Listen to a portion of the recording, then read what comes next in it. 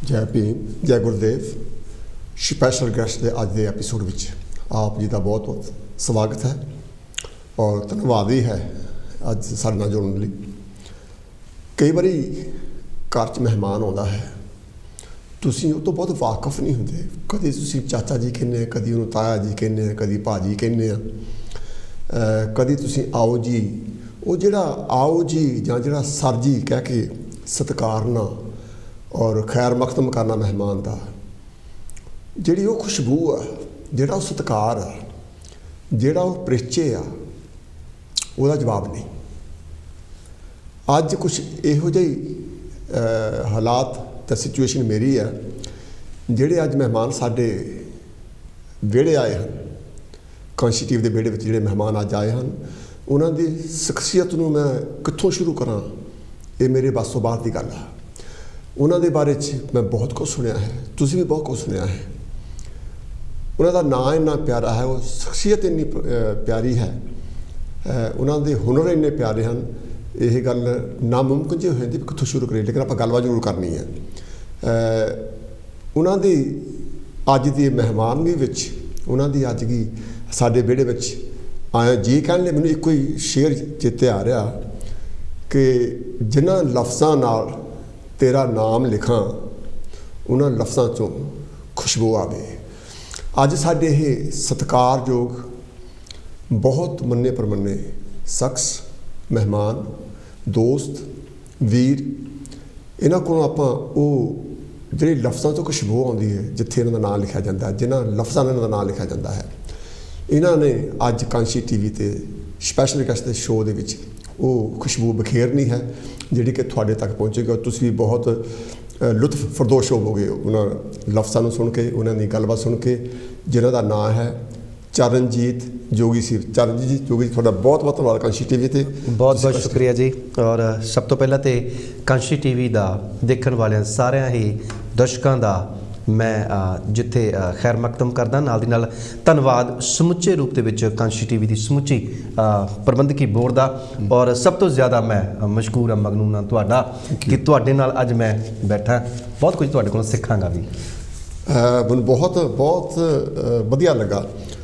मैनूं थोड़ा जिहा गुस्ताखी माफ़ करनी, क्योंकि थोड़ी हस्ती नूं देख के मैं थोड़ा जिहा नर्वस भी हाँ। नहीं नहीं जोगी साहब जी, आपां अज गल करनी है थोड़े प्रति, थोड़े बारे जी, थोड़े नाल गल करनी जी जी, क्योंकि तुसीं बहुत कुछ करदे हो जी, लोकां विच विचरण लई, अपना नाम कमाउण लई, रोटी कमाउण लई जी, अपना शौक पूरा भी करदे हैं, लेकिन रोटी भी कमाउंदे जी। अज आप सब तो जिहड़ी खास जिहड़ी गल करनी है कि तुहाडी गीतकारी दे बारे जी, क्योंकि जिहड़ा लिखना है ये बहुत जरूरी है और औखा भी है। बिल्कुल। अच्छा, तुसीं अपनी जिहड़ी गज़ल गो दी जिंदगी है जां गीतकारी दी जिंदगी है, ये कदों ते किवें शुरू हुई, इहदा मकसद की है? ये सवाल तुहाडा तो वैसे बहुत औखा कहने का मतलब है कि कदों शुरू हुई। हाँ जी, ये मैं साहब मैनू भी नहीं पता भी कदों शुरू हो गई, कदों मैं हौली हौली हौली हौली तुकबंदी करन लग पिया, क्योंकि ये एक बहुत वड्डी दात आ जी। एक कलम की दात जो परमात्मा किसी को दिंदा, कुछ सोच विचार के दिंदा। और कहते हैं कि खूह विच इट माई आ, रब तेनू कलम देती, एडा जुल्म ना लिख माई, कि असी उस कलम दे नाल जिथे कुछ चंगियां चीज़ां लिखणियां, उत्थे परमात्मा ने इस कलम नूं एडी बरकत दिती है कि जिहदे हत्थ दे विच हैगी है, उहदा भी अपने आप नाम होना शुरू हो जाता है। पहला कवितावां लिखनियां शुरू कीतियां, और स्कूल टाइम तो मैनू ये आदत सी कि मैं स्कूल की बाल सभावां दे विच जावां, वो बाल सभावां दे विच अपनी कोई ना कोई पेशकारी करां। फिर हौली हौली कॉलेज गया, कॉलेज दे विच जाके फिर वो कवितावां लिखणियां, उन्होंने यूनीवर्सिटी दे विच कंपीटीशन जिहड़े युवक मेले हुंदे आ उन्हां दे विच बोलना। फिर हौली हौली गीतकारी का सफ़र शुरू होया, करदे कराउंदे हाले इत्थे तक पहुँचे आ, लिखदे हैगे आ पर हाले पूरी तरह सिखे नहीं, परपक्क नहीं हो सके। बहुत बहुत थोड़ा नाम है इस फील्ड में जी, तो कुछ गीत मैनू सुनने का मौका मिला जिहड़े बहुत सत्कार जी जो गीत थोड़े हैं जी। अच्छा, तुसीं हुण तक किन्ने गीत लिखे होंगे? जी गीत मैं बहुत सारे लिखे, ਔਰ ਬਹੁਤ ਲੰਮੀ ਲਿਸਟ ਹੈਗੀ ਹੈ ਗੀਤਾਂ ਦੀ, ਪਰ ਰਿਕਾਰਡ ਹੋਣ ਦੀ ਮੈਂ ਦੌੜ ਦੇ ਵਿੱਚ ਬਹੁਤ ਜ਼ਿਆਦਾ ਤੇਜ਼ ਨਹੀਂ ਦੌੜਿਆ। ਠੀਕ ਹੈ। ਮੈਂ 100 ਮੀਟਰ ਦਾ ਖਿਡਾਰੀ ਨਹੀਂ, ਮੈਂ ਇੱਕ ਲੰਮੀ ਰੇਸ ਚੱਲਣੀ ਚਾਹੁੰਦਾ। ਉਹਦੇ ਕਰਕੇ ਮੇਰਾ ਸਾਲ ਦੇ ਵਿੱਚ ਭਾਵੇਂ ਇੱਕ ਗੀਤ ਰਿਕਾਰਡ ਹੋਵੇ, ਭਾਵੇਂ 2 ਹੋਣ, ਮੈਨੂੰ ਕਦੇ ਨਹੀਂ ਹੁੰਦਾ ਕਿ ਹਰ ਹਫ਼ਤੇ ਮੇਰਾ ਇੱਕ ਗੀਤ ਆਉਣਾ ਚਾਹੀਦਾ, ਕਿੱਦਾਂ ਗੀਤਾਂ ਦੀ ਬਰਸਾਤ ਜੀ ਹੁੰਦੀ ਰਹੇ। ਸੋ ਉਹਦੇ ਕਰਦਿਆਂ ਮੈਂ ਘੱਟ ਲਿਖਿਆ, ਪਰ ਜਿੰਨੀ ਕੁ ਵੀ ਕੋਸ਼ਿਸ਼ ਕੀਤੀ ਹੈ ਵਧੀਆ ਲਿਖਣ ਦੀ ਕੋਸ਼ਿਸ਼ ਕੀਤੀ ਹੈ ਕਿ ਕਿਉਂਕਿ ਤੁਹਾਡੇ ਵਰਗੇ ਸੱਜਣਾਂ ਦੀ ਸੰਗਤ ਵਿੱਚ ਬਹਿ ਕੇ ਮੇਰਾ ਸਿਰ ਨਾ ਝੁਕੇ ਔਰ ਮੈਨੂੰ ਕੋਈ ਮਾੜਾ ਨਾ ਕਵੇ, ਕਿਉਂਕਿ ਉਹ ਗੀਤ ਜਿਹੜੇ ਆ ਉਹ ਸਾਡੇ ਘਰਾਂ ਦੇ ਵਿੱਚ ਵੀ ਵੱਜਣੇ ਨੇ, ਉਹ ਬਾਹਰ ਵੀ ਵੱਜਣੇ ਨੇ, ਲੋਕਾਂ ਨੇ ਵੀ ਸੁਣਨੇ ਨੇ। ਔਰ ਇਸ ਕਰਕੇ ਗਿਣਤੀਆਂ ਮਿਣਤੀਆਂ ਦੇ ਵਿੱਚ ਮੈਂ ਬਹੁਤਾ ਪਿਆ ਨਹੀਂ, ਘੱਟ ਲਿਖਿਆ, ਪਰ ਕੋਸ਼ਿਸ਼ ਕੀਤੀ ਹੈ ਕਿ ਚੰਗਾ ਲਿਖਾਂ ਕਿ ਜਿਹੜਾ ਕਿਤੇ ਚੰਗਾ ਲੱਗੇ ਲੋਕਾਂ ਨੂੰ।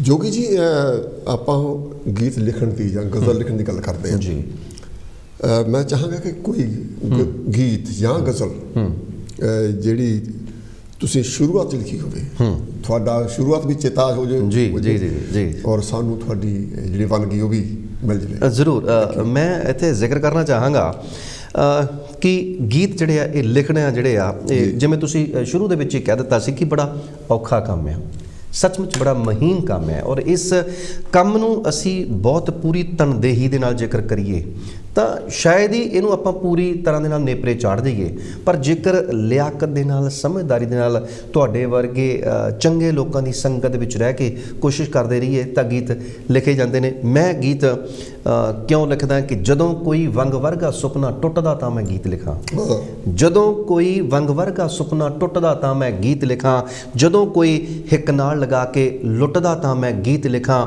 ਮੈਂ ਨਹੀਂ ਲਿਖਦਾ ਗੀਤ ਕਿਸੇ ਦੇ ਹੱਕ ਵਿੱਚ ਨਾਰਿਆਂ ਜਾਏ, ਜਦੋਂ ਕੋਈ ਜੜ ਵਿੱਚ ਬਹਿ ਕੇ ਜੜ ਪੁੱਟਦਾ ਤਾਂ ਮੈਂ ਗੀਤ ਲਿਖਾਂ। ਕਿਆ ਬਾਤ ਹੈ, ਕਿਆ ਬਾਤ, ਬਹੁਤ ਖੂਬ।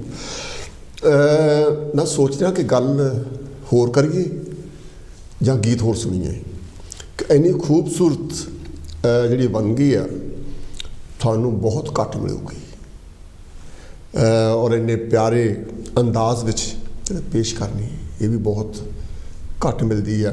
ਲਿਖਣ ਵਾਲੇ ਬਹੁਤ ਹਨ, ਹਰ ਇੱਕ ਲਿਖਣ ਵਾਲੇ ਵਿੱਚ ਕੋਈ ਨਾ ਕੋਈ ਸਿਫਤ ਹੁੰਦੀ ਆ। ਕਈ ਬੰਦੇ ਲਿਖਦੇ ਬਹੁਤ ਸੋਹਣਾ ਲੇਕਿਨ ਗੀਤ ਨੂੰ ਪੇਸ਼ ਨਹੀਂ ਕਰ ਸਕਦੇ, ਕਈ ਗੀਤ ਲਿਖਦੇ ਘੱਟ ਆ, ਪੇਸ਼ ਬਹੁਤ ਵਧੀਆ ਕਰਦੇ, ਲੇਕਿਨ ਇਹਨਾਂ ਵਿੱਚ ਲੇਖਣ ਵੀ ਬਹੁਤ ਵਧੀਆ, ਲੇਕਿਨ ਜਿਹੜੀ ਇਹਨਾਂ ਦੀ ਪੇਸ਼ਗੀ ਆ, ਪ੍ਰੈਜੈਂਟੇਸ਼ਨ ਆਪਣੇ ਗੀਤ ਦੀ ਉਹ ਹੋਰ ਵੀ ਵਧੀਆ। ਜਿਹੜੀ ਤੁਸੀਂ ਗੀਤ ਦੀ ਪੇਸ਼ਗੀ ਕਰਦੇ ਹੋ ਇਹਦੇ ਨਾਲ ਇੱਕ ਸਵਾਲ ਜੁੜਦਾ ਜੀ ਕਿ ਤੁਸੀਂ ਪੇਸ਼ਗੀ ਵੀ ਕਰਦੇ ਹੋ ਜੀ, ਪ੍ਰੈਜ਼ੈਂਟ ਕਰਦੇ ਹੋ, ਪ੍ਰੋਗਰਾਮ ਦੀ ਹੋਸਟ ਵੀ ਕਰਦੇ ਹੋ ਟੀਵੀ ਤੇ। ਇਹ ਜਿਹੜਾ ਕਸਬਾ, ਜਿਹੜਾ ਇਹ ਕੰਮ ਆ, ਇਹਨੂੰ ਤੁਸੀਂ ਸ਼ੌਕੀਆ ਤੌਰ ਤੇ ਕੀਤਾ ਜਾਂ ਤੁਸੀਂ ਇਹਦੇ ਪ੍ਰੋਫੈਸ਼ਨ ਅਪਣਾਇਆ? ਕਿਉਂਕਿ ਰੋਟੀ ਰੋਟੀ ਦੀ ਸਾਰਿਆਂ ਨੂੰ ਲੋੜ ਆ, ਬਿਲਕੁਲ ਬੰਦਾ ਪੜ੍ਹ ਲਿਖ ਚਾਹੁੰਦਾ ਜੀ। ਇਹ ਕਿੱਦਾਂ ਤੁਸੀਂ ਇੱਧਰ ਨੂੰ ਤੁਰੇ? ਜੀ, ਇਸ ਤੋਂ ਵੀ ਪਹਿਲਾਂ ਮੈਂ ਇੱਕ ਨਿੱਕਾ ਜਿਹਾ ਵਾਕਿਆ ਸੁਣਾਉਣਾ ਚਾਹਾਂਗਾ। ਠੀਕ। ਸਾਡੇ ਨੰਗਲ ਸ਼ਾਮਾ ਪਿੰਡ ਆ, ਮੇਰਾ ਪਿੰਡ ਹੈਗਾ ਜੰਡੂ ਸਿੰਘਾ ਜੀ। ਜੰਡੂ ਸਿੰਘਾ ਤੇ ਨੰਗਲ ਸ਼ਾਮਾ ਹੁਸ਼ਿਆਰਪੁਰ ਰੋਡ ਦੇ ਉੱਪਰ ਇਹ ਪਿੰਡ ਵੱਸਦੇ ਆ। ਨੰਗਲ ਸ਼ਾਮਾ ਮੇਰਾ ਦੋਸਤ ਰਾਮਦਾਸ ਚਾਲ ਜੀ ਮੇਲਾ ਕਰਾਉਂਦਾ ਹੁੰਦਾ ਸੀ ਡਾਕਟਰ ਗੁਰਦਿਆਲ ਸਿੰਘ ਫੁੱਲ ਦੀ ਯਾਦਗਾਰ ਦੇ ਵਿੱਚ। ਉੱਥੇ ਨਾ ਕਿਸੇ ਦੇ ਘਰੋਂ ਅਸੀਂ ਕੋਈ ਚੀਜ਼ ਲੈਣ ਜਾਣਾ ਸੀਗਾ, ਅਸੀਂ ਦੋਨੋਂ ਜਣੇ ਗਏ ਤੇ ਉਹ ਜਦੋਂ ਉਹਦੇ ਘਰ ਗਏ ਤੇ ਉਹ ਮੁੰਡਾ ਗਾਉਂਦਾ ਸੀ, ਠੀਕ, ਗਾਇਕ ਸੀ। ਜਦੋਂ ਅਸੀਂ ਬੈਠੇ ਹਾਂ ਤੇ ਉਹ ਕਹਿੰਦੇ ਕਿ ਯਾਰ ਇਹ ਮੁੰਡਾ ਗੀਤ ਲਿਖਦਾ। ਰਾਮਦਾਸ ਚਾਲ ਹੋਣਾ ਨੇ ਕਿਹਾ, ਕਹਿੰਦੇ ਅੱਛਾ ਤੁਸੀਂ ਗੀਤ ਲਿਖਦੇ? ਉਹ ਟੇਪ ਕਰ ਰਿਹਾ ਸੀ ਉਸ ਵੇਲੇ। ਅੱਛਾ, ਤੁਹਾਡੇ ਗੀਤ ਨੂੰ? ਹਾਂਜੀ, ਨਹੀਂ ਉਹ ਮੈਨੂੰ ਨਹੀਂ ਸੀ ਜਾਣਦਾ। ਅੱਛਾ, ਉਹ ਟੇਪ ਕਰ ਰਿਹਾ ਸੀ, ਰਿਕਾਰਡਿੰਗ ਕਰ ਰਿਹਾ ਸੀਗਾ ਸੁਰਿੰਦਰ ਬਚਨ ਹੋਣਾ ਦੇ ਮਿਊਜ਼ਿਕ ਦੇ ਵਿੱਚ। ਵਾਹ, ਠੀਕ ਹੈ। ਸੁਰਿੰਦਰ ਬਚਨ ਹੋਣੀ ਕਮਾਲ ਦੇ ਸੰਗੀਤ ਕਰ ਰਹੇ, ਪ੍ਰਮਾਤਮਾ ਉਹਨਾਂ ਦੀ ਰੂਹ ਨੂੰ ਸ਼ਾਂਤੀ ਬਖਸ਼, ਆਪਣੇ ਚਰਨਾਂ ਵਿੱਚ ਨਿਵਾਸ ਬਖਸ਼ੇ। ਸਾਡੇ ਕੋਲ ਇਸ ਵੇਲੇ ਨਹੀਂ, ਪਰ ਪੰਜਾਬ ਦੇ ਵਿੱਚ ਉਹਨਾਂ ਨੇ ਸੰਗੀਤ ਦੇ ਤੌਰ ਤੇ ਬਹੁਤ ਕੰਮ ਕੀਤਾ। ਬਿਲਕੁਲ ਬਿਲਕੁਲ। ਉਹ ਉਹਨਾਂ ਦੇ ਸੰਗੀਤ ਵਿੱਚ ਟੇਪ ਕਰ ਰਹੇ ਸੀ ਤੇ ਉਹ ਮੈਨੂੰ ਕਹਿੰਦੇ ਕੋਈ ਤੂੰ ਗੀਤ ਸੁਣਾ ਵੀ ਆਪਾਂ ਉਹ ਗੀਤ ਰਿਕਾਰਡ ਕਰੀਏ। ਤੇ ਮੈਂ ਕਿਹਾ ਠੀਕ ਹੈ ਭਾਜੀ, ਵੀ ਮੈਂ ਕੱਲ੍ਹ ਫਿਰ ਆ ਜਾਣਾ ਆਪਣੀਆਂ ਡਾਇਰੀਆਂ ਚੱਕ ਕੇ ਤੁਹਾਡੇ ਕੋਲ ਤੇ ਫਿਰ ਆਪਾਂ ਬੈਠ ਕੇ ਗੱਲ ਕਰਦੇ ਹਾਂ। ਦੂਸਰੇ ਦਿਨ ਫਿਰ ਮੈਂ ਗਿਆ ਆਪਣੇ ਸਾਈਕਲ ਦੇ ਉੱਪਰ ਤੇ ਉੱਥੇ ਜਾ ਕੇ ਫਿਰ ਉਹਨਾਂ ਨੂੰ ਮੈਂ ਇੱਕ ਗੀਤ ਸੁਣਾਇਆ ਕਿ ਧਾਰੀ ਬੰਨ੍ਹ ਕੇ ਸੁਰਮਾ ਪਾਉਂਦੀ, ਲੱਟ ਲੱਟ ਬਲਦੀ, ਅੱਖ ਮਟਕਾਉਂਦੀ, ਨਾ ਹੱਸਦੀ ਤੇ ਨਾ ਮੁਸਕਾਉਂਦੀ, ਨਖਰਾ ਨੱਕ ਨਾਲ ਸੀਤਾ, ਲੰਬੜਾ ਦੀ ਚੰਦ ਕੌਰ ਨੇ ਸੁਰਮਾ ਮਹਿੰਗਾ ਕੀਤਾ। ਔਰ ਉਹ ਗੀਤ ਉਹਨਾਂ ਨੂੰ ਜੱਜ ਗਿਆ। ਉਹ ਕਹਿੰਦੇ ਕਿ ਯਾਰ ਮੈਨੂੰ ਇਹ ਗੀਤ ਦੇ। ਉਹ ਮੇਰਾ ਪਹਿਲਾ ਗੀਤ ਸੀ ਜਿਹੜਾ ਰਿਕਾਰਡ ਹੋਇਆ। ਦੂਰਦਰਸ਼ਨ ਦੇ ਉੱਪਰ ਉਹ ਉਦੋਂ ਤੇ ਬਹੁਤੇ ਚੈਨਲ ਨਹੀਂ ਸੀ ਹੁੰਦੇ, ਔਰ ਕਾਂਸ਼ੀ ਟੀਵੀ ਵਾਂਗੂ ਕਿ ਬਹੁਤ ਸਾਰੇ ਚੈਨਲ ਹੁਣ ਪ੍ਰਮੋਸ਼ਨ ਸਾਨੂੰ ਮਿਲ ਜਾਵੇ। ਦੂਰਦਰਸ਼ਨ ਦੇ ਉੱਪਰ ਉਹ ਗੀਤ ਆਉਣਾ ਸੀ ਰਾਤ ਨੂੰ, ਤੇ ਕਿਸੇ ਦੇ ਘਰ ਜਾ ਕੇ ਉਹ ਗੀਤ ਦੇਖਿਆ, ਤੇ ਉਸ ਦਿਨ ਤੋਂ ਬਾਅਦ ਫਿਰ ਐਸੀ ਚੇਟਕ ਲੱਗੀ, ਲਗਾਤਾਰ ਚੱਲਦੇ ਰਹੇ। ਪਰ ਇੱਕ ਗੱਲ ਇੱਥੇ ਇਹ ਵੀ ਕਹਿ ਦਈਏ ਕਿ ਨਿਰੇ ਪੁਰੇ ਗੀਤਾਂ ਦੇ ਨਾਲ ਰੋਜ਼ੀ ਰੋਟੀ ਚਲਾ ਲੈਣੀ ਇਹ ਸੰਭਵ ਨਹੀਂ ਹੈਗਾ, ਅੱਜ ਦੇ ਸਮੇਂ ਦੇ ਵਿੱਚ ਵੀ, ਪਹਿਲਾਂ ਵੀ ਨਹੀਂ ਸੀ ਸੰਭਵ। ਫਿਰ ਮੈਂ ਨਾਲ ਸੋਚਿਆ ਕਿ ਕਿਉਂ ਨਾ ਕੋਈ ਕੰਮ ਕੀਤਾ ਜਾਵੇ। ਮੈਨੂੰ ਸ਼ੁਰੂ ਤੋਂ ਹੀ ਸ਼ੌਂਕ ਸੀ ਕਿ ਮੈਂ ਰੇਡੀਓ ਦੇ ਉੱਪਰ ਬੋਲਣਾ। ਠੀਕ ਹੈ। ਮੈਂ ਰੇਡੀਓ ਦੇ ਉੱਪਰ ਬੋਲਣ ਦੇ ਵਾਸਤੇ ਮੈਂ ਬੜੀਆਂ ਕੋਸ਼ਿਸ਼ਾਂ ਕਰਦਾ ਹੁੰਦਾ ਸੀਗਾ। ਠੀਕ। ਮੇਰਾ ਇੱਕ ਦੋਸਤ ਸੀ, ਉਹ ਦੁਬਈ ਦੇ ਵਿੱਚ ਸੀ। ਮੈਂ ਉਹਨੂੰ ਕਿਹਾ ਕਿ ਮੈਂ ਕਿਹਾ ਯਾਰ ਮੈਨੂੰ ਇੱਕ ਵਾਕਮੈਨ ਲਿਆ ਕੇ ਦਊਂਗਾ। ਉਦੋਂ ਬੜਾ ਸੁਣਨ ਦਾ ਰਿਵਾਜ ਹੁੰਦਾ ਸੀਗਾ। ਉਹ ਲੈ ਕੇ ਆਇਆ ਵਾਕਮੈਨ ਮੇਰੇ ਵਾਸਤੇ। ਉਹਦੇ ਵਿੱਚ ਫਿਰ ਮੈਂ ਰਿਕਾਰਡ ਕਰਨਾ ਕਿ ਅਸੀਂ ਆਕਾਸ਼ਵਾਣੀ ਦੇ ਜਲੰਧਰ ਕੇਂਦਰ ਤੋਂ ਬੋਲ ਰਹੇ ਹਾਂ। ਠੀਕ। ਹੁਣੇ ਤੁਸੀਂ ਸ਼੍ਰੀ ਦਰਬਾਰ ਸਾਹਿਬ ਅੰਮ੍ਰਿਤਸਰ ਤੋਂ ਸ਼ਬਦ ਕੀਰਤਨ ਦਾ ਸਿੱਧਾ ਪ੍ਰਸਾਰਣ ਸਰਵਣ ਕਰ ਰਹੇ ਸੀ। ਲੋ ਜੀ, ਇਹਨੂੰ ਕਰ ਕਰਕੇ ਮੈਂ ਟੇਪ ਭਰ ਦਿੱਤੀ। ਅੱਛਾ। ਇੱਦਾਂ ਹੀ ਰਿਕਾਰਡ ਕਰਕੇ।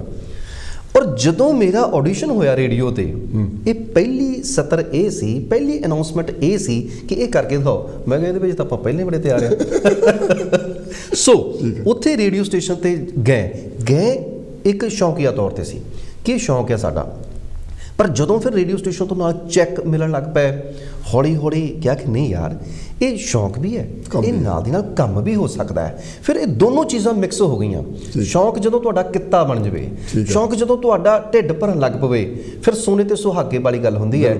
ਉਹੀ ਮੇਰੇ ਨਾਲ ਹੋਇਆ। ਪ੍ਰਮਾਤਮਾ ਨੇ ਬਖਸ਼ਿਸ਼ ਕੀਤੀ ਹੈ ਕਿ ਇੱਕ ਮੈਂ ਆਪਣਾ ਸ਼ੌਂਕ ਵੀ ਪੂਰਾ ਕਰ ਰਿਹਾ, ਨਾਲ ਦੀ ਨਾਲ ਪੱਲੇ ਰੋਟੀਆਂ ਵੀ ਵੱਜ ਰਹੀਆਂ। ਬਿਲਕੁਲ, ਬਹੁਤ ਵਧੀਆ ਗੱਲ ਆ।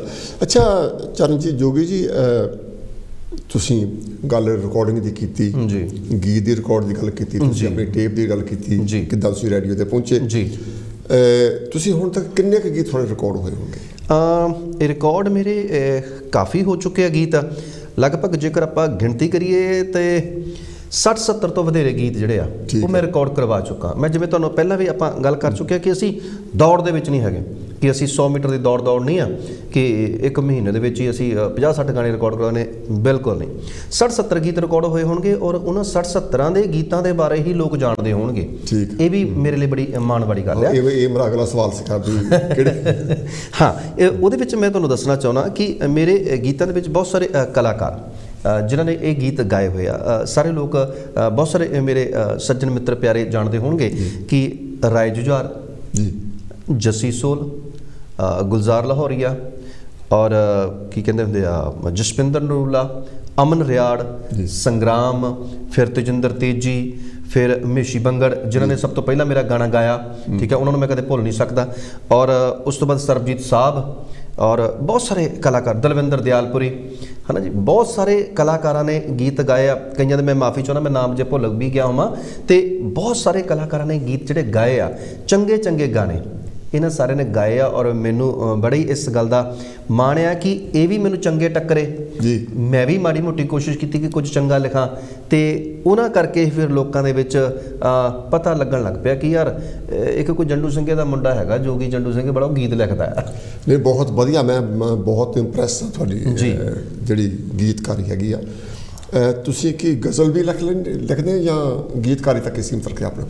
ਮੈਂ ਗੀਤ ਵੀ ਲਿਖਦਾ ਔਰ ਕਵਿਤਾ ਵੀ ਲਿਖਦਾ ਜੀ, ਗਜ਼ਲ ਵੀ ਜਿਵੇਂ ਤੁਸੀਂ ਕਿਹਾ ਉਹ ਵੀ ਲਿਖਦਾ, ਔਰ ਕੋਸ਼ਿਸ਼ ਕਰਦਾ ਹੁੰਦਾ ਕਿ ਸਾਹਿਤ ਦੀ ਹਰ ਵਿਧਾ ਦੇ ਉੱਪਰ ਹੱਥ ਅਜ਼ਮਾਵਾਂ।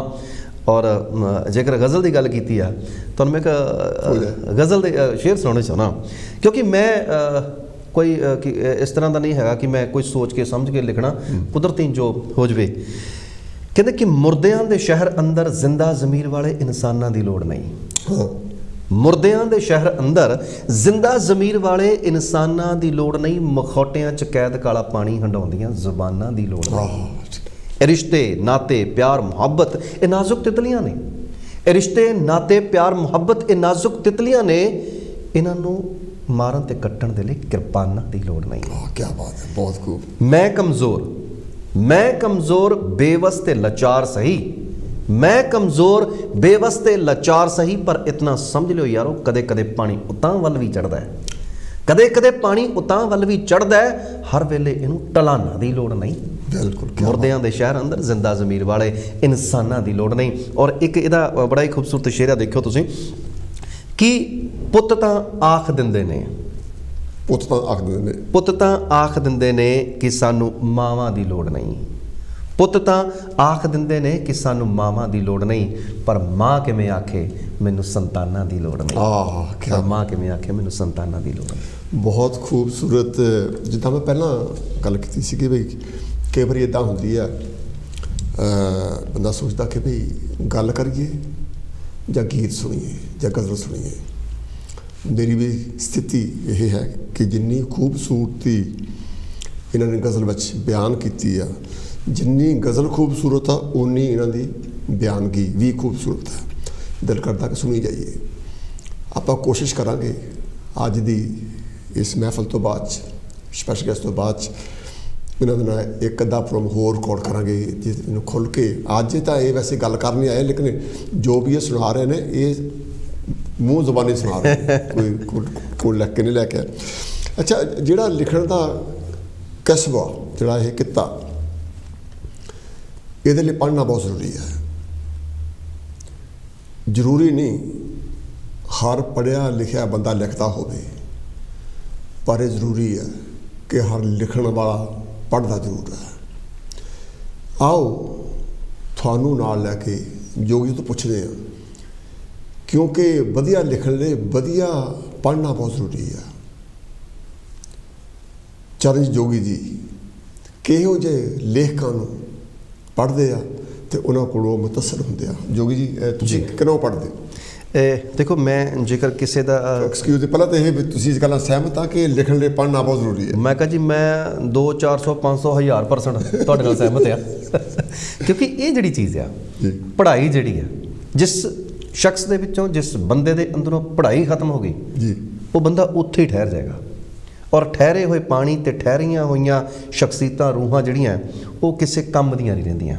ਬਿਲਕੁਲ। ਪੜ੍ਹਾਈ ਜਿਹੜੀ ਹੈ ਤੁਹਾਡੇ ਅੱਗੇ ਵਧਣ ਦੇ ਲਈ ਬਹੁਤ ਜ਼ਰੂਰੀ ਹੈ ਜੀ। ਔਰ ਕਿਤਾਬਾਂ ਦਾ ਪੜ੍ਹਨਾ ਜਿਹੜਾ ਇਹ ਸੱਚਮੁੱਚ, ਜਦੋਂ ਕਿਸੇ ਦੇ ਨਾਲ ਸਾਹਿਤਕਾਰ ਜੁੜਿਆ ਹੁੰਦਾ ਜਾਂ ਕੋਈ ਗੀਤਕਾਰ ਜੁੜਿਆ ਹੁੰਦਾ, ਸ਼ਾਇਰ ਜੁੜਿਆ ਹੁੰਦਾ, ਲੇਖਕ ਜੁੜਿਆ ਹੁੰਦਾ, ਉਹਨੂੰ ਵੀ ਪੜ੍ਹਨਾ ਚਾਹੀਦਾ ਹੈ।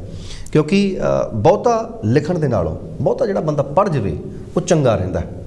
ਪੜ੍ਹਨਾ ਬਹੁਤ ਜ਼ਰੂਰੀ ਹੈ। ਮੈਂ ਵੀ ਬਹੁਤ ਸਾਰਿਆਂ ਨੂੰ, ਚਾਹੇ ਕੋਈ ਉਹ ਸ਼ਾਇਰ ਹੋਵੇ, ਚਾਹੇ ਕੋਈ ਕਹਾਣੀਕਾਰ ਹੋਵੇ, ਨਾਵਲਕਾਰ ਹੋਵੇ, ਗਜ਼ਲਗੋ ਹੋਵੇ, ਮੈਂ ਸਾਰੀਆਂ ਕਿਤਾਬਾਂ ਪੜ੍ਹਦਾ, ਸਾਰੀਆਂ। ਔਰ ਚੰਗੀਆਂ ਚੰਗੀਆਂ ਕਿਤਾਬਾਂ ਜਿਹੜੀਆਂ ਉਹ ਜਿੱਦਾਂ ਕਹਿੰਦੇ ਨਾ ਕਿ ਮੱਝ ਜੁਗਾਲੀ ਕਰਦੀ ਹੈ ਜੀ, ਮੈਂ ਮੂੰਹ ਜਿਹਾ ਹਿਲਾਉਂਦੀ ਰਹਿੰਦੀ ਆ ਖੜੀ ਖੁਰਲੀ ਦੇ ਉੱਪਰ।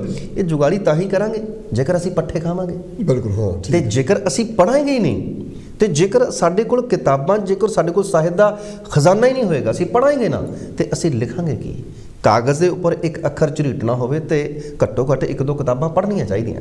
ਔਰ ਸਾਨੂੰ ਵੀ, ਸਾਡੇ ਨੌਜਵਾਨ ਪੀੜ੍ਹੀ ਜਿਹੜੀ ਹੈ ਉਹ ਜਿਹੜੀ ਇਸ ਗੀਤਕਾਰੀ ਦੇ ਖੇਤਰ ਦੇ ਵਿੱਚ ਜਾਂ ਸਾਹਿਤ ਦੇ ਖੇਤਰ ਦੇ ਵਿੱਚ ਆ, ਉਹਨਾਂ ਨੇ ਅੱਗੇ ਵਧਣਾ ਤੇ ਉਹਨਾਂ ਦੇ ਵਾਸਤੇ ਇਹ ਸਲਾਹ ਤੁਹਾਡੀ ਵੀ ਤੇ ਮੇਰੀ ਵੀ ਬੇਨਤੀ ਹੈ ਕਿ ਪੜ੍ਹਨਾ ਜ਼ਰੂਰ ਚਾਹੀਦਾ।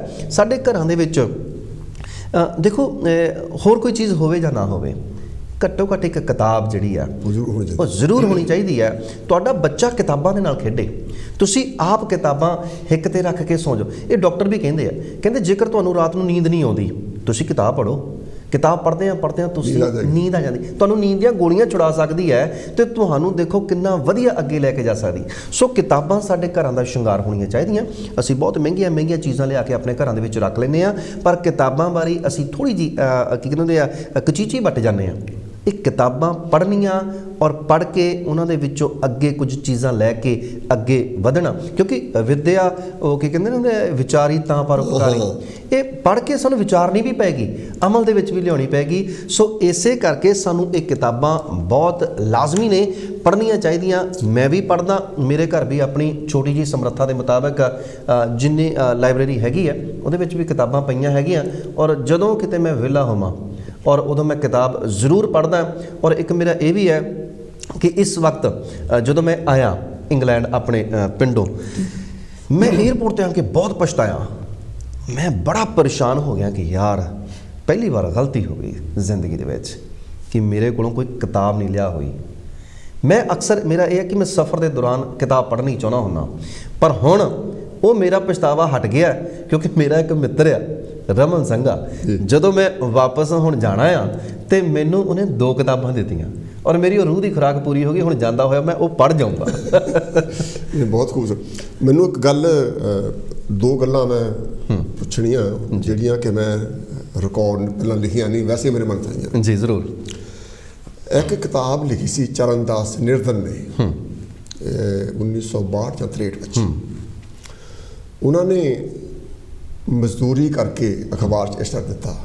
ਅੱਛਾ ਜੀ। ਕਿ ਮੈਂ ਗਜ਼ਲਾਂ ਇਕੱਠੀਆਂ ਕਰਕੇ ਗਜ਼ਲ ਦੀ ਕਿਤਾਬ ਨੂੰ, ਜਿੰਨੇ ਵੀ ਗਜ਼ਲ ਉਹ ਹੈਗੇ ਆ, ਮੈਂ ਚਾਹੁੰਦਾ ਕਿ ਉਹਨਾਂ ਨੂੰ ਪ੍ਰਮੋਟ ਕੀਤਾ ਜਾਵੇ। ਕਹਿੰਦਾ ਕਿ ਮੈਨੂੰ ਜਾਣੀ 6 ਮਹੀਨਿਆਂ ਵਿੱਚ 10 ਗਜ਼ਲਾਂ ਬੜੀ ਮੁਸ਼ਕਿਲਾਂ ਮਿਲੀਆਂ, ਉਹ ਵੀ ਪੰਜਾਬ 'ਚੋਂ ਨਹੀਂ, ਜਿਹੜੇ ਪੰਜਾਬੀ ਬਾਹਰ ਕਿਤੇ ਨੌਕਰੀ ਕਰਦੇ ਉਹਨਾਂ ਨੂੰ ਮਿਲੀਆਂ ਜੀ। ਕਹਿੰਦਾ ਫਿਰ ਮੈਂ ਇਹ ਕੋਸ਼ਿਸ਼ ਕੀਤੀ 1984-82 ਦੇ ਦਰਮਿਆਨ 'ਚ। ਉਹ ਕਹਿੰਦਾ ਕਿਤਾਬ ਐਡੀ ਵੱਡੀ ਹੋ ਗਈ ਮਗਰ ਗਜ਼ਲਾਂ ਛਾਪ ਨਹੀਂ ਸਕਿਆ। ਉਹ ਗਜ਼ਲ ਦੀ ਉਹ ਤਰਜਮਾਨੀ ਕਰਦਾ ਕਿ ਜਿਹੜੀ ਗਜ਼ਲ ਹੈਗੀ ਆ ਇਹ ਫਾਰਸੀ ਤੋਂ ਚੱਲੀ, ਉਰਦੂ 'ਚ ਪਹੁੰਚੀ, ਹਿੰਦੀ ਵਿੱਚ ਹਾਲੇ ਗਜ਼ਲ ਨਹੀਂ ਬਣ ਸਕੀ ਕਿਉਂਕਿ ਜਦੋਂ ਹਿੰਦੀ 'ਚ ਗਜ਼ਲ ਲਿਖਦੇ ਆ ਤਾਂ ਉਰਦੂ ਨੂੰ ਇਸਤੇਮਾਲ ਕਰਦੇ ਆ ਜੀ। ਪੰਜਾਬੀ ਵਿੱਚ ਵੀ ਇਹੀ ਹਾਲ ਹੈਗਾ ਕਿ ਜਿਹੜੀ ਗਜ਼ਲ ਹੈਗਾ ਜ਼ਿਆਦਾ ਉਰਦੂ ਦੇ ਲਫ਼ਜ਼ ਵਰਤਦੇ ਆ ਉਹਨੂੰ ਖੂਬਸੂਰਤ ਬਣਾਉਣ ਵਾਸਤੇ। ਪਰ ਫਿਰ ਵੀ ਅੱਜ ਜਿਹੜੀ ਗਜ਼ਲ ਦੀ ਜਿਹੜੀ ਗੱਲ ਹੈਗੀ ਆ ਉਹ ਬਹੁਤ ਖੂਬਸੂਰਤ ਹੋ ਰਹੀ ਹੈ, ਬਹੁਤ ਵਧੀਆ ਲਿਖਾਰੀ। ਬਿਲਕੁਲ, ਹੁਣ ਆਪਾਂ ਬਰਾਬਰ ਆ ਗਏ ਹਾਂ। ਹਾਂ, ਬਰਾਬਰ ਆ ਗਏ ਕਿਉਂਕਿ ਹੁਣ ਪੰਜਾਬੀ ਦੀ ਜਿਹੜੀ ਇੱਕ ਪੰਜਾਬੀ ਅਸਲ ਪੂਰੇ ਜੋਬਨ ਤੇ ਆ ਜੀ। ਕਿਉਂਕਿ ਉਹ ਜੋਬਨ ਦੇ ਤਾਂ ਆ ਕਿ ਜੇ ਤੁਹਾਡੇ ਵਰਗੇ ਸੂਝ-ਬੂਝ ਰੱਖਣ ਵਾਲੇ ਲੋਕ ਹੈਗੇ ਆ ਉਹ ਪੰਜਾਬੀ ਨੂੰ ਪ੍ਰਮੋਟ ਕਰਨਾ ਚਾਹੁੰਦੇ ਆ। ਉਹ ਰੌਲਾ ਪਾਉਂਦੇ ਆ ਪੰਜਾਬੀ ਦੀ ਨੁਕਸਾਨ ਹੋ ਰਿਹਾ, ਪੰਜਾਬੀ ਦਾ ਨੁਕਸਾਨ ਹੋ ਰਿਹਾ, ਉਹਦੇ ਵਿੱਚ ਇਹ ਗੱਲ ਨਿਕਲ ਰਹੀ ਹੈ ਜੀ। ਅੱਛਾ, ਦੂਸਰੀ ਗੱਲ ਮੈਂ ਤੁਹਾਨੂੰ ਇਹ ਪੁੱਛਣਾ ਚਾਹੁੰਦਾ ਕਿ ਜਦੋਂ ਤੁਸੀਂ ਲਿਖਦੇ ਆ ਤੁਸੀਂ ਪਹਿਲਾਂ ਸੋਚਦੇ ਆ ਜਾਂ ਪਹਿਲਾਂ ਕਦਮ ਚੱਕਦੇ ਆ? ਇਹ ਸਵਾਲ ਜਿਹੜਾ ਤੁਹਾਡਾ ਬਹੁਤ ਹੀ ਖੂਬਸੂਰਤ ਹੈ, ਦਿਲ ਨੂੰ ਲੱਗਣ ਵਾਲਾ। ਕਿਉਂਕਿ ਮਹੇਸ਼ ਸਾਹਿਬ, ਨਾ ਕਦੇ ਮੈਂ ਸੋਚ ਕੇ ਗੀਤ ਲਿਖਿਆ ਤੇ ਨਾ ਹੀ ਕਦੇ ਮੈਂ ਗੀਤ ਦੇ ਵਾਸਤੇ ਕੋਈ ਸਮਾਂ ਮੁਕਰਰ ਕੀਤਾ ਕਿ ਕੋਈ ਗੀਤ ਲਿਖਣਾ ਆ, ਕੋਈ ਲਿਖਤ ਕੋਈ ਮੇਰੇ ਅੰਦਰ ਔੜਦੀ ਆ ਕਿ ਮੈਂ ਇੱਕ ਕੋਈ ਕਮਰਾ ਬੰਦ ਕਰ ਲਵਾਂ, ਘਰਦਿਆਂ ਨੂੰ ਕਹਿ ਦਵਾਂ ਮੈਨੂੰ ਡਿਸਟਰਬ ਨਾ ਕਰਿਓ, ਇੱਦਾਂ ਨਾ ਕਰਿਓ। ਇਹ ਜਿਹੜੇ ਗੀਤ ਆ ਇਹ ਤੁਹਾਡੇ ਅੰਦਰ ਦੀ ਹਲਚਲ ਆ। ਤੁਹਾਡੇ ਅੰਦਰ ਜਦੋਂ ਖਲਲ ਪੈਂਦਾ ਹੈ ਇਹ ਆਪ ਮੁਹਾਰੇ ਬਾਹਰ ਆਉਂਦੇ ਨੇ। ਮੈਂ ਇੱਕ ਦਿਨ ਆਪਣੇ ਪਿੰਡ ਦੇ ਵਿੱਚ ਜਾ ਰਿਹਾ, ਸਾਈਕਲ ਦੀ ਕਾਠੀ ਦੇ ਉੱਪਰ ਬੈਠਾ, ਜਾ ਰਿਹਾ ਮੱਕੀ ਦੇ ਖੇਤ ਦੇ ਕੋਲ ਦੀ ਲੰਘਣ ਲੱਗਾ। ਮੱਕੀ ਦੇ ਖੇਤ ਦੇ ਕੋਲ ਦੀ ਲੰਘਣ ਲੱਗਾ ਤੇ ਉਹ ਟਾਂਡਿਆਂ ਦੇ ਸਿਰ ਦੇ ਉੱਪਰ ਕਲਗੀ, ਉਹ ਫੰਬਾ ਜਿਹਾ ਹੁੰਦਾ ਨਾ, ਹਾਂ, ਉਹ ਦੇਖਿਆ ਮੈਨੂੰ ਬੜਾ ਸੋਹਣਾ ਲੱਗਿਆ। ਮੈਂ ਕਿਹਾ ਯਾਰ ਇੱਦਾਂ ਤੇ ਕਿਸੇ ਸਮੇਂ ਦੇ ਵਿੱਚ ਦੇਖਿਆ ਸੀ ਰਾਜਾ ਮਹਾਰਾਜਾ ਦੇ ਸਿਰ ਦੇ ਉੱਪਰ ਇੱਦਾਂ ਹੁੰਦੀ ਸੀਗੀ ਤੇ ਛੱਲੀ ਉਸੇ ਟਾਂਡੇ ਦੇ ਉੱਪਰ ਜਦੋਂ ਉਹਦੇ ਵਾਲ ਜੇ ਉਹਦੇ ਹੁੰਦੇ ਜਿਹੜੇ, ਮੈਨੂੰ ਲੱਗਾ ਯਾਰ ਕਿੱਡੀ ਸੁਚੱਜੀ ਸੋਹਣੀ ਮੁਟਿਆਰ ਵਾਂਗੂ ਆਇਆ। ਕੀ ਬਾਤ ਹੈ ਨਾ, ਵੀ ਕਿੰਨੀ ਸੋਹਣੀ ਚੀਜ਼ ਬਣਾਈ ਹੈ ਕੁਦਰਤ ਨੇ।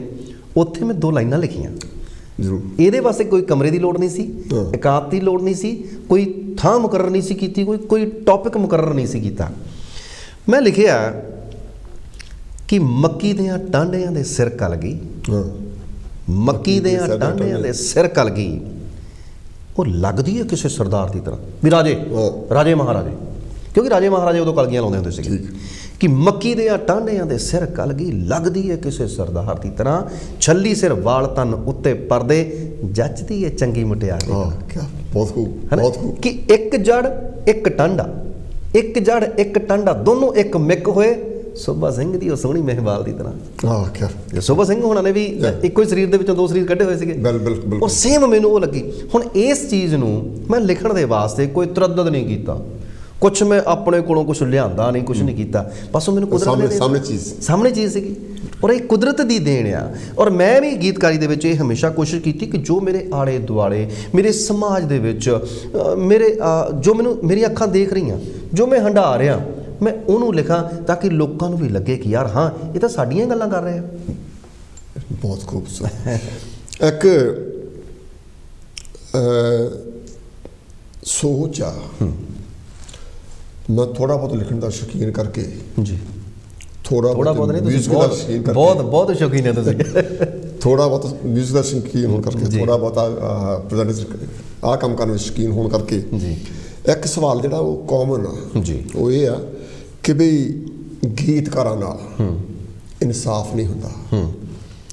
ਜਿਹੜਾ ਸਾਰਾ ਕ੍ਰੈਡਿਟ ਉਹ ਜਿਹੜੇ ਗਾਉਣ ਵਾਲੇ ਆ ਜੀ, ਚਾਹੇ ਗਾਉਣਾ ਆਉਂਦਾ ਹੋਵੇ ਚਾਹੇ ਨਾ ਆਉਂਦਾ, ਉਹ ਬਸ ਉਹਨੂੰ ਬਸ ਗਾਉਣਾ ਹੀ ਆਉਣਾ ਬਸ ਜੀ।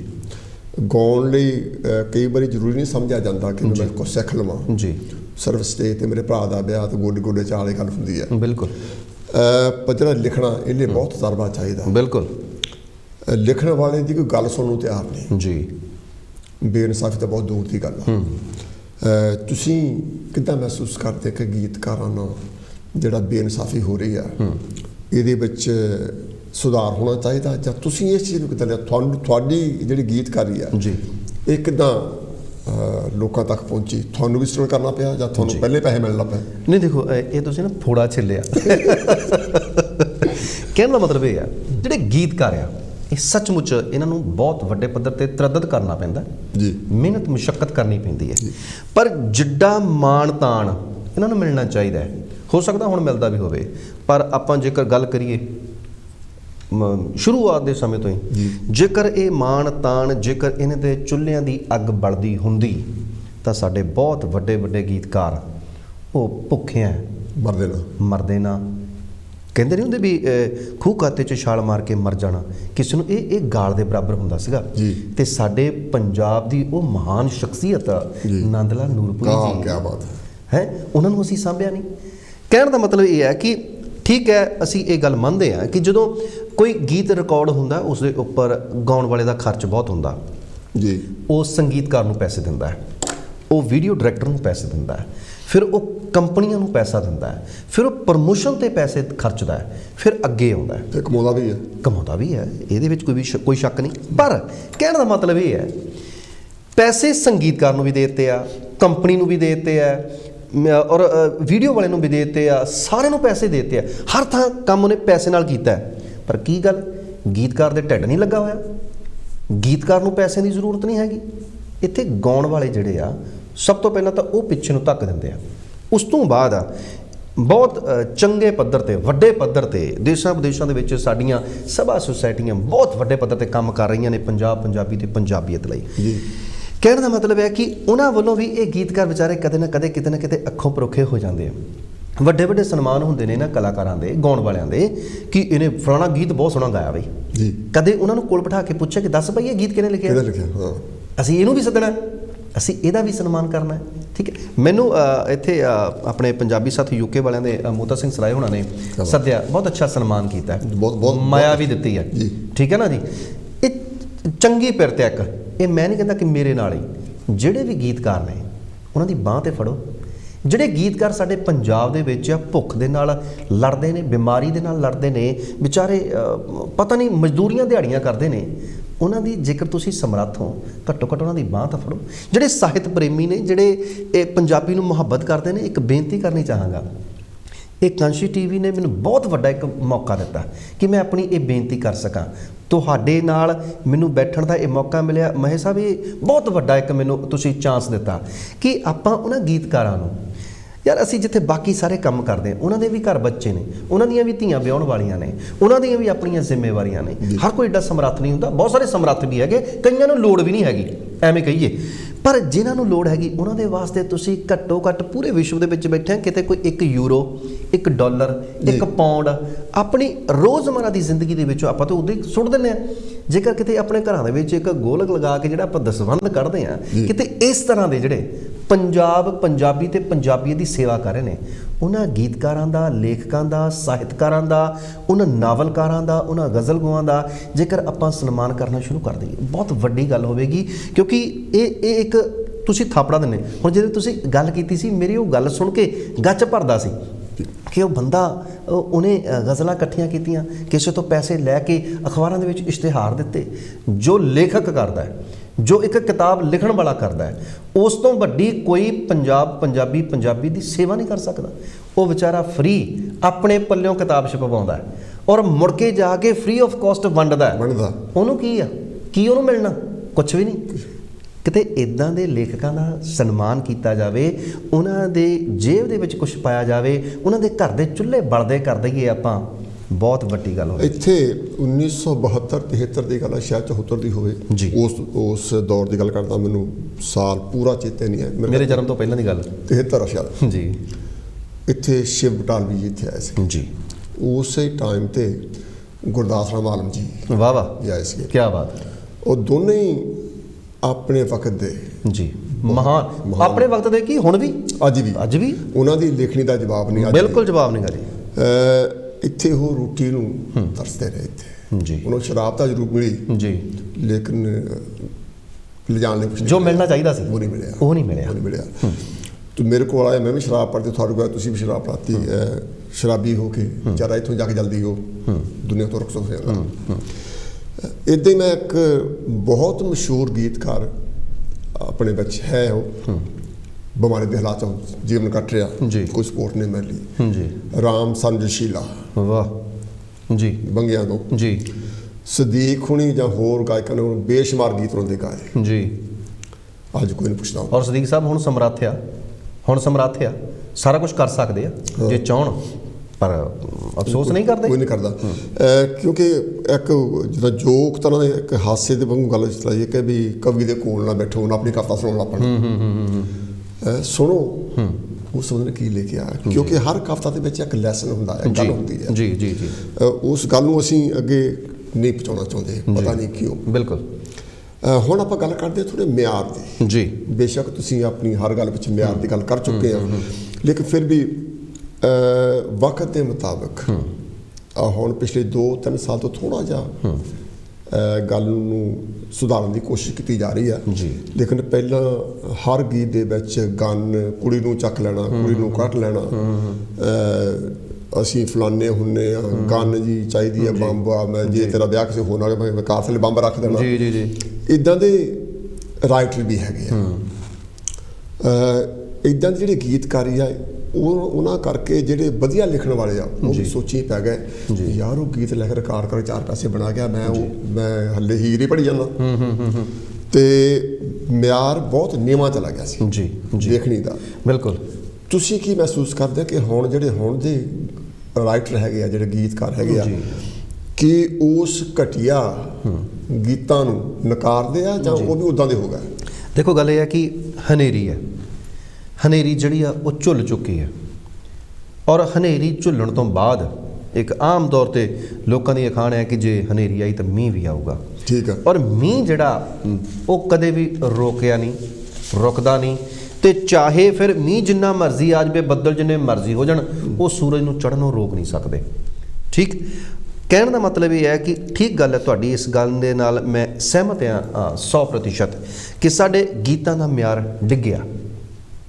ਗੀਤ ਇਹਨਾਂ ਗਾਉਣ ਵਾਲਿਆਂ ਨੇ, ਗੀਤ ਇਹਨਾਂ ਲਿਖਣ ਵਾਲਿਆਂ ਨੇ ਇਹ ਸਮਝ ਲਿਆ ਸੀ ਕਿ ਸਿਰਫ ਤੇ ਸਿਰਫ ਮਨੋਰੰਜਨ ਲਈ ਹੁੰਦੇ ਆ, ਪਰ ਨਹੀਂ, ਇਹ ਮਨੋਰੰਜਨ ਲਈ ਨਹੀਂ ਹੈਗੇ। ਲੈਨਿਨ ਦਾ ਕਹਿਣਾ ਹੈ ਕਿ ਤੁਸੀਂ ਮੈਨੂੰ ਇਹ ਦੱਸੋ ਕਿ ਤੁਹਾਡੇ ਲੋਕਾਂ ਦੇ ਮੂੰਹ ਤੇ ਗੀਤ ਕਿਹੋ ਜਿਹੇ ਨੇ, ਮੈਂ ਤੁਹਾਨੂੰ ਤੁਹਾਡਾ ਭਵਿੱਖ ਦੱਸਦਾ ਹਾਂ। ਸਾਨੂੰ ਸਾਡਾ ਭਵਿੱਖ ਮਾੜਾ ਲੱਗਾ ਸੀ ਕਿ ਯਾਰ ਜੇਕਰ ਇਸ ਤਰ੍ਹਾਂ ਦੇ ਗੀਤ ਆਉਣਗੇ ਔਰ ਇਸ ਤਰ੍ਹਾਂ ਦੇ ਗੀਤਾਂ ਦੇ ਵਿੱਚ ਗੰਨਾਂ ਨੂੰ ਪ੍ਰਮੋਟ ਕੀਤਾ ਜਾਏਗਾ, ਅਸਲੇ ਨੂੰ ਪ੍ਰਮੋਟ ਕੀਤਾ ਜਾਏਗਾ, ਗੈਂਗਵਾਰ ਨੂੰ ਪ੍ਰਮੋਟ ਕੀਤਾ ਜਾਏਗਾ, ਅਸ਼ਲੀਲਤਾ ਨੂੰ ਪ੍ਰਮੋਟ ਕੀਤਾ ਜਾਏਗਾ, ਤੇ ਅਸੀਂ ਕਿੱਥੇ ਜਾਵਾਂਗੇ? ਕੌਣ ਸਾਡੀ ਬਾਂਹ ਫੜੇਗਾ?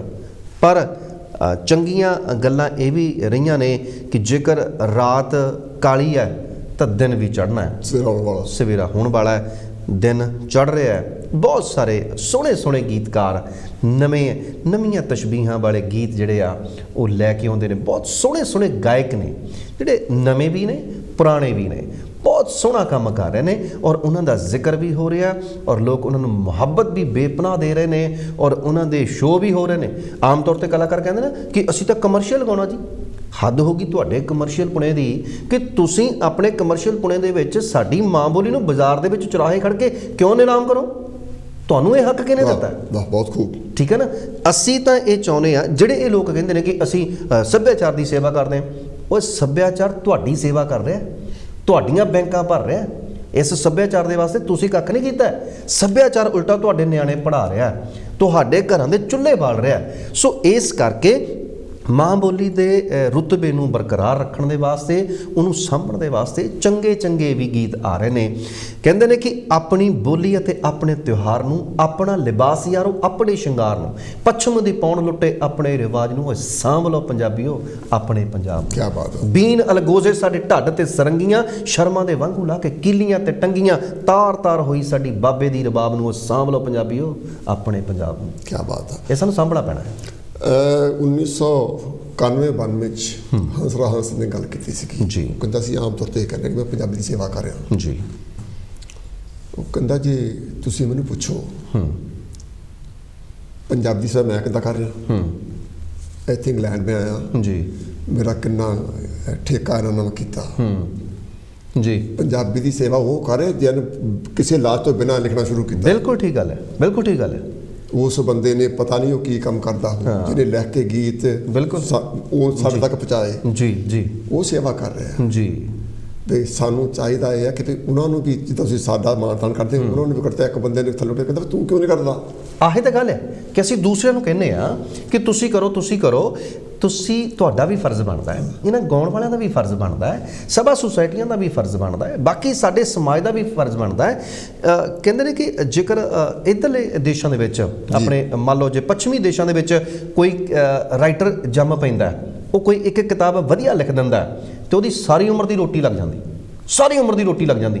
ਪਰ ਸਾਡੇ ਲੇਖਕ ਨੂੰ, ਸਾਡੇ ਉਹ ਚਾਹੇ ਪੰਜਾਬ ਦਾ ਹੋਵੇ, ਹਿੰਦੁਸਤਾਨ ਦਾ ਹੋਵੇ, ਉਹਨੂੰ ਸਾਰੀ ਉਮਰ ਰੋਟੀ ਖਾਣ ਦੇ ਵਾਸਤੇ ਹਰ ਰੋਜ਼ ਵਧੀਆ ਲਿਖਣਾ ਪੈਂਦਾ, ਹਰ ਰੋਜ਼ ਚੁੱਲ੍ਹਾ ਬਾਲਣਾ ਪੈਂਦਾ ਔਰ ਉਹਦੇ ਵਿੱਚ ਆਪਣੇ ਹੱਡਾਂ ਦਾ ਬਾਲਣ ਢਾਹ ਕੇ ਉਹ ਆਪਣਾ ਢਿੱਡ ਭਰਦਾ ਹੈ। ਇਹ ਜਿਹੜੇ ਫਰਕ ਨੇ ਇਹਨਾਂ ਨੂੰ ਮਹਿਸੂਸ ਕਰਨਾ ਪਏਗਾ ਸਾਨੂੰ। ਸਾਡੀ ਸਾਰੀ ਜਿਹੜੀ ਜੋ ਸਾਡਾ ਸਾਨੂੰ ਦੇਖ ਰਹੇ ਨੇ ਸਾਡੇ ਦਰਸ਼ਕ ਨੇ, ਸਭਾ ਸੁਸਾਇਟੀਆਂ ਦੇ ਪ੍ਰਧਾਨ ਹੋਣਗੇ, ਅਹੁਦੇਦਾਰ ਹੋਣਗੇ, ਗਾਇਕ ਹੋਣਗੇ, ਹੋਰ ਬਹੁਤ ਸਾਰੇ ਸੱਜਣ ਮਿੱਤਰ ਪਿਆਰੇ ਐਸੇ ਸਮਰੱਥ ਹੋਣਗੇ ਕਿ ਜਿਹੜੇ ਉਹ ਕਰ ਸਕਦੇ ਨੇ ਕਿ ਤੁਹਾਡੇ ਪਿੰਡ ਦੇ ਵਿੱਚ, ਤੁਹਾਡੇ ਇਲਾਕੇ ਦੇ ਵਿੱਚ, ਤੁਹਾਡੇ ਲਾਗਲੇ ਘਰਾਂ ਦੇ ਵਿੱਚ ਜੇਕਰ ਕੋਈ ਕਿਸੇ ਤਰ੍ਹਾਂ ਦਾ ਕੋਈ ਗੀਤਕਾਰ ਵਿਚਾਰਾ ਜੇਕਰ ਉਹਦੇ ਹਾਲਾਤ ਚੰਗੇ ਨਹੀਂ ਤੇ ਫਰਜ਼ ਬਣਦਾ ਕਿ ਅਸੀਂ ਉਹਦੀ ਬਾਂਹ ਫੜੀਏ, ਕਿਉਂਕਿ ਉਹ ਸ਼ਾਹੂਕਾਰ ਕਾਹਦਾ ਜਿਹਦਾ ਗੁਆਂਢੀ ਭੁੱਖਾ ਸੌਂ ਗਿਆ। ਚਰਨਜੀਤ ਜੋਗੀ ਸਾਹਿਬ, ਸਵਾਲ ਬਹੁਤ ਆ। ਮੈਨੂੰ ਲੱਗਦਾ ਕਿ ਕਲੌਕ ਸਟਾਪ ਨਹੀਂ ਹੋ ਰਿਹਾ, ਘੁੰਮੀ ਜਾ ਰਿਹਾ। ਜਿਹੜੀ ਪੰਜਾਬੀ ਜ਼ੁਬਾਨ ਆ ਜੀ, ਜਦੋਂ ਆਪਾਂ ਪੂਰੇ ਭਾਰਤ ਦੀ ਗੱਲ ਕਰੀਏ ਜੀ, ਤੇ ਬਾਕੀ ਭਾਸ਼ਾਵਾਂ ਨੂੰ ਬਹੁਤ ਖੂਬਸੂਰਤੀ ਨਾਲ ਪੜ੍ਹਿਆ ਜਾ ਰਿਹਾ। ਜੀ। ਉਹ ਕਿਤਾਬ ਬਹੁਤ ਵਿਕਦੀ ਆ। ਜੀ। ਅੰਗਰੇਜ਼ੀ ਦੀ ਕਿਤਾਬ ਮੈਨੂੰ ਕੱਲ੍ਹ ਇੱਕ ਮੈਂ ਇੰਟਰਵਿਊ ਕੀਤੀ, ਉਹਨੇ ਮੈਨੂੰ ਦਿੱਤੀ। ਜੀ। ਸਿੰਪਲ ਜਿਹਾ ਮੁੰਡਾ ਗੱਲ ਕੀਤੀ ਤਾਂ ਉਹ ਕਹਿੰਦਾ ਮੇਰੀ 1.5 ਲੱਖ ਕਿਤਾਬ ਵਿਕੀ ਹੈ। ਵਿਕੀ। ਜੀ। ਅੰਗਰੇਜ਼ੀ ਦੀ ਗੱਲ ਔਰ ਉਹ ਬਹੁਤ ਵੱਡਾ ਨਾਮ ਉਹਦਾ ਬਣ ਗਿਆ। ਜੀ। ਜੀ। ਇੱਕੋ ਕਿਤਾਬ ਲਿਖੀ, ਦੂਜੀ ਉਹ ਲਿਖਣੀ ਹਲੇ। ਜੀ। ਪੰਜਾਬੀ ਜਿਹੜੇ ਪੜ੍ਹਨ ਵਾਲੇ ਲੋਕ ਆ ਉਹਨਾਂ 'ਤੇ ਇੱਕ ਸ਼ਿਕਾਇਤ ਆ ਪੜ੍ਹਿਆ ਲਿਖਿਆ ਨੂੰ, ਪੰਜਾਬੀ ਦੀ ਜਿਹੜੀ ਕਿਤਾਬ ਆ ਉਹ ਵਿਕਦੀ ਬਹੁਤ ਘੱਟ ਆ। ਬਹੁਤ ਘੱਟ ਲੋਕ ਪੜ੍ਹਦੇ ਜਾਂ ਨਹੀਂ ਪੜ੍ਹਦੇ। ਜੀ। ਤੁਸੀਂ ਇਹਨੂੰ ਕਿੱਦਾਂ ਲੈਂਦੇ ਹੋ? ਦੇਖੋ, ਕਿਤਾਬਾਂ ਸਾਡੀਆਂ ਲਿਖੀਆਂ ਬਹੁਤ ਜਾ ਰਹੀਆਂ, ਪੜ੍ਹੀਆਂ ਨਹੀਂ ਜਾ ਰਹੀਆਂ। ਪੜ੍ਹੀਆਂ ਨਹੀਂ ਜਾ ਰਹੀਆਂ। ਸਾਡੇ ਖਰੀਦਦਾਰ ਜਿਹੜੇ ਆ ਔਰ ਜਿਹੜੇ ਸਾਡੇ ਗਾਹਕ ਹੈ ਨਾ, ਕਹਿੰਦੇ ਕਿ ਸੱਚੀਆਂ ਗੱਲਾਂ ਸੱਚੀਆਂ ਦੇ ਗਾਹਕ ਸਿਆਣੇ। ਹੁਣ ਸਾਡੇ ਗਾਹਕ ਹੀ ਨਹੀਂ ਸਿਆਣੇ, ਕਿਹੜਾ ਸੱਚੀਆਂ ਗੱਲਾਂ ਨੂੰ ਖਰੀਦਦਾ? ਕਹਿਣ ਦਾ ਮਤਲਬ ਇਹ ਹੈ ਕਿ ਜਦੋਂ ਕਿਤੇ ਕੋਈ ਕਿਤਾਬ ਰਿਲੀਜ਼ ਕੀਤੀ ਜਾਂਦੀ ਹੈ, ਉੱਥੇ 50, 60, 100 ਬੰਦਾ ਆਇਆ ਹੁੰਦਾ ਜੀ। ਮੈਂ ਦਾਅਵੇ ਨਾਲ ਕਹਿ ਸਕਦਾ ਕਿ ਉਹਨਾਂ 100 ਬੰਦਿਆਂ ਦੇ ਵਿੱਚੋਂ 1-2 ਬੰਦੇ ਵੀ ਐਸੇ ਨਹੀਂ ਹੁੰਦੇ ਕਿ ਜਿਹੜੇ ਉਹ ਕਹਿੰਦੇ ਕਿ ਯਾਰ ਤੇਰੀ ਕਿਤਾਬ ਕਿੰਨੇ ਦੀ ਆ, ਕਿੰਨਾ ਮੁੱਲ ਰੱਖਿਆ, 150 ਰੁਪਏ ਜਾਂ 200 ਰੁਪਏ, ਆਹ ਲੈ ਫੜ ਯਾਰ ਮੈਨੂੰ ਇੱਕ ਆਪਣੀ ਕਿਤਾਬ ਦੇ ਦੇ। ਠੀਕ। ਜੇਕਰ 100 ਬੰਦਾ ਆਇਆ ਹੋਵੇ, ਉਹ 100 ਰੁਪਏ ਦੇ ਵਿੱਚ ਵੀ ਉਹਦੀ ਲੇਖਕ ਦੀ ਕਿਤਾਬ ਖਰੀਦ ਲਵੇ, 10,000 ਰੁਪਈਆ ਬਣ ਜਾਂਦਾ। ਕਰਦਾ ਕੋਈ ਵੀ ਨਹੀਂ ਕਰਦਾ। ਕੋਈ ਵੀ ਨਹੀਂ ਕਰਦਾ। ਸਾਡੇ ਲੋਕਾਂ ਨੂੰ ਪਤਾ ਨਹੀਂ ਸਰਕਾਰਾਂ ਵੀ ਫ੍ਰੀ ਤੇ ਲਾ ਗਈਆਂ ਕਿ ਮੁਫਤਖੋਰੇ ਸਾਨੂੰ ਬਣਾਤਾ ਹੈ। ਕਿਤਾਬ ਵੀ ਅਸੀਂ ਮੁਫਤ ਦੇ ਵਿੱਚ ਚਾਹੁੰਦੇ ਹਾਂ, ਅਖਬਾਰ ਵੀ ਮੁਫਤ ਪੜ੍ਹਦੇ, ਅਖਬਾਰ ਵੀ ਅਸੀਂ ਮੁਫਤ ਦੇ ਵਿੱਚ ਪੜ੍ਹਦੇ ਹਾਂ। ਠੀਕ ਹੈ। ਕਹਿਣ ਦਾ ਮਤਲਬ ਇਹ ਹੈ ਕਿ ਜੇਕਰ ਸਾਡੇ ਅੰਦਰੋਂ ਇਹ ਗੱਲ ਨਾ ਗਈ ਤਾਂ ਆਉਣ ਵਾਲੇ ਸਮੇਂ ਦੇ ਵਿੱਚ ਤੁਸੀਂ ਸੋਚੋ ਕਿ ਮੇਰੇ ਵਰਗਾ ਬੰਦਾ ਕੋਈ ਇਹ ਕੋਸ਼ਿਸ਼ ਕਰੂਗਾ ਕਿ ਮੈਂ ਆਪਣੀ ਕਿਤਾਬ ਛਪਵਾਵਾਂ, ਆਪਣੀ ਤਨਖਾਹ ਦੇ ਵਿੱਚੋਂ ਪੈਸੇ ਲਾਵਾਂ ਤੇ ਮੁੜ ਕੇ ਲੋਕਾਂ ਨੂੰ ਫ੍ਰੀ ਵੰਡ ਦਿਆਂ ਤੇ ਉਹਨਾਂ ਨੇ ਵੀ ਘਰ ਲੈ ਜਾ ਕੇ ਪਤਾ ਨਹੀਂ ਪੜ੍ਹਨੀ ਕਿ ਨਹੀਂ ਪੜ੍ਹਨੀ, ਤੇ ਫਿਰ ਫਾਇਦਾ ਕੀ ਹੋਇਆ? ਉਹਦੇ ਵਿਚਾਰਾ ਮਾਂ ਬੋਲੀ ਦੀ ਸੇਵਾ ਕਰਦਾ ਕਰਦਾ ਆਪਣੇ ਤਨ ਦੇ ਕੱਪੜੇ ਲਹਾ ਕੇ ਵੀ ਵਿਚਾਰਾ ਨੰਗ ਪੁਣੇ ਦੇ ਵਿੱਚ ਆਪਣੀ ਉਮਰ ਵਿਹਾ ਕੇ ਗੁਜ਼ਰ ਜਾਊ ਤੇ ਪਿੱਛੇ ਘਰਦਿਆਂ ਨੂੰ ਕਿਹੜੇ ਫਾਹੇ ਟੰਕੇ ਜਾਊਗਾ? ਸਾਡੇ ਇੱਥੇ ਲੋਕਾਂ ਨੂੰ ਕੁਛ ਹਿੰਮਤ ਆਪ ਵੀ ਮਾਰਨੀ ਪਏਗੀ। ਪੰਜਾਬੀ ਬਹੁਤ ਵਧੀਆ ਲਿਖੀ ਜਾ ਰਹੀ ਹੈ, ਬਹੁਤ ਵਧੀਆ ਗੱਲਾਂ ਆ ਰਹੀਆਂ ਨੇ, ਬਹੁਤ ਵਧੀਆ ਕਿਤਾਬਾਂ ਆ ਰਹੀਆਂ ਨੇ, ਪਰ ਅਸੀਂ ਬਾਜ਼ਾਰਾਂ ਦੇ ਵਿੱਚ ਜਾਂਦੇ ਹਾਂ, ਬਹੁਤ ਕੁਝ ਖਰੀਦਦੇ ਹਾਂ, ਬਹੁਤ ਵੱਡੇ ਸਮਾਨ ਆਪਣੇ ਘਰਾਂ ਦੇ ਵਿੱਚ ਲੈ ਕੇ ਆਉਂਦੇ ਹਾਂ, ਪਰ ਅਫਸੋਸ ਕਿ ਅਸੀਂ 500-700 1000 ਰੁਪਏ ਦੀਆਂ ਕਿਤਾਬਾਂ ਕਦੇ ਵੀ ਆਪਣੇ ਘਰਾਂ ਦੇ ਵਿੱਚ ਲੈ ਕੇ ਨਹੀਂ ਆਉਂਦੀਆਂ। ਜ਼ਰੂਰ ਪੜ੍ਹਨੀਆਂ ਚਾਹੀਦੀਆਂ। ਜ਼ਰੂਰ ਪੜ੍ਹਨੀਆਂ ਚਾਹੀਦੀਆਂ। ਮੈਂ ਇੱਕ ਛੋਟੀ ਜਿਹੀ ਕਿਤਾਬ ਆਪਣੀ ਰਿਲੀਜ਼ ਕੀਤੀ ਤਾਂ ਮੈਂ ਇੱਕ ਮੇਰਾ ਟੀਚਰ ਜਿਹਨਾਂ ਕੋਲ ਮੈਂ ਪੜ੍ਹਿਆ ਜੀ, ਉਹਦੇ ਕੋਲ ਗਿਆ, ਉਹਨਾਂ ਨੂੰ ਆਪਣੀ ਕਿਤਾਬ ਭੇਂਟ ਕੀਤੀ, ਬਹੁਤ ਖੁਸ਼ ਹੋਇਆ। ਕਹਿੰਦਾ ਧਰਮਚੰਦ ਜੀ ਅਕਲ ਮੈਨੂੰ ਪੜ੍ਹਨ ਦਾ ਸ਼ੌਕ ਨਹੀਂ। ਅੱਛਾ, ਅਧਿਆਪਕ ਸਾਡਾ ਕਹਿ ਰਿਹਾ। ਮੈਂ ਕਿਹਾ ਵੀ ਉਸਤਾਦ ਜੀ, ਮਾਸਟਰ ਜੀ, ਜੇ ਤੁਸੀਂ ਪੜ੍ਹਨ ਦਾ ਸ਼ੌਕ ਰਿਹਾ ਤਾਂ ਸਾਨੂੰ ਕੀ ਪੜ੍ਹਾਉਂਦੇ ਰਹੇ ਤੁਸੀਂ? ਹਾਂ, ਬਹੁਤ ਵੱਡੀ ਗੱਲ ਸੀ। ਬਿਲਕੁਲ, ਇਹੀ ਤਾਂ ਗੱਲਾਂ ਦਾ ਸਾਨੂੰ ਦੁੱਖ ਆ ਕਿ ਸਾਡੇ ਸ਼ੌਕ ਖਤਮ ਹੋ ਗਏ, ਚੰਗੇ ਸ਼ੌਕ। ਤੁਸੀਂ ਸਾਨੂੰ ਕਹਿੰਦੇ ਸੀ ਪੜ੍ਹੋ, ਹਾਂ, ਤੁਹਾਨੂੰ ਪੜ੍ਹਨ ਦਾ ਸ਼ੌਕ ਨਹੀਂ, ਤਾਂ ਹੀ ਅਸੀਂ ਪਾਸ ਨਹੀਂ ਸੀ ਹੁੰਦੇ। ਨਹੀਂ, ਵੈਸੇ ਉਹ ਕਲਾਸਾਂ ਦਾ ਤਾਂ ਮੈਨੂੰ ਪਤਾ ਨਹੀਂ, ਪਰ ਤੁਸੀਂ ਹੁਣ ਪਾਸ ਆ। ਤੁਸੀਂ ਹੁਣ ਚੰਗੇ ਸਟੂਡੈਂਟ ਆ। ਅੱਛਾ, ਮੈਂ ਇਹ ਚਾਹੁੰਦਾ ਕਿ ਮਿੱਥ ਕੇ ਹਾਂ ਕੋਈ ਕਵਿਤਾ ਜੀ ਜ਼ਰੂਰ ਸੁਣਾਓ। ਕੋਈ ਗੱਲਾਂ ਬਹੁਤ ਕਰਨ ਵਾਲੀਆਂ ਆਪਾਂ ਬਿਲਕੁਲ ਜੀ। ਗੀਤ ਮੈਂ ਹਰ ਇੱਕ ਵਿਧਾ ਦੇ ਉੱਪਰ ਲਿਖੇ ਆ, ਹਰ ਇੱਕ ਵਿਸ਼ੇ ਦੇ ਉੱਪਰ ਲਿਖੇ ਆ। ਮੈਨੂੰ ਚੇਤਾ ਆ ਗਿਆ ਇੱਕ ਤੁਸੀਂ ਗੀਤ ਕਿਤੇ ਜ਼ਿਮੀਂਦਾਰੀ ਦਾ। ਹਾਂ, ਬਿਲਕੁਲ ਮੈਂ ਉਹ ਤੁਹਾਨੂੰ ਸੁਣਾਉਣਾ ਚਾਹਾਂਗਾ ਕਿ ਗੀਤ ਜਿਹੜੇ ਆ, ਅਸੀਂ ਜੱਟਾਂ ਦਾ ਅਕਸ ਜਿਹੜਾ ਨਾ ਉਹ ਬਣਾ ਦਿੱਤਾ ਕਿ ਇਹ ਗੰਡਾਸਿਆਂ ਵਾਲੇ ਆ, ਇਹ ਬੰਦੂਕਾਂ ਵਾਲੇ ਆ, ਇਹ ਰਫਲਾਂ ਵਾਲੇ ਆ। ਯਾਰ ਤੁਸੀਂ ਉਹਨਾਂ ਦਾ ਕਦੇ ਜੋ ਅਸਲ ਕਿਰਦਾਰ ਆ ਉਹ ਵੀ ਦੇਖੋ, ਉਹ ਤਾਂ ਦੇਖੋ, ਉਹਨੂੰ ਤਾਂ ਲੋਕਾਂ ਅੱਗੇ ਪੇਸ਼ ਕਰੋ। ਕਹਿੰਦੇ ਕਿ ਲੋਕਾਂ ਸੁੱਤਿਆਂ ਦੇ ਖੂਹ ਵੱਲ ਤੋਰ ਲੈਂਦੇ ਸੀ, ਲੋਕਾਂ ਸੁੱਤਿਆਂ ਦੇ ਖੂਹ ਵੱਲ ਤੋਰ ਲੈਂਦੇ ਸੀ, ਦਿਨੇ ਚੜ੍ਹਦੇ ਤੋਂ ਪਹਿਲਾਂ ਹਲ ਜੋੜ ਲੈਂਦੇ ਸੀ, ਦਿਨ ਰਾਤ ਜੋ ਵਿਚਾਰੇ ਉਹ ਰਿਜ਼ਕਾਂ ਦੇ ਮਾਰੇ ਮਿਹਨਤਾਂ ਦੀ ਚੱਕੀ ਵਿੱਚ ਪਿਸਦੇ। ਕਦੇ ਖੇਤਾਂ ਵਿੱਚ ਆ ਕੇ ਵੇਖੋ ਜੱਟ ਰਲਦੇ, ਤੁਸੀਂ ਕਿਹੜਿਆਂ ਜੱਟਾਂ ਦੇ ਗੀਤ ਲਿਖਦੇ ਹੈ ਨਾ, ਵੀ ਕਿਹੜਿਆਂ ਜੱਟਾਂ ਦੀ ਤੁਸੀਂ ਗੱਲ ਕਰਦੇ ਹੋ।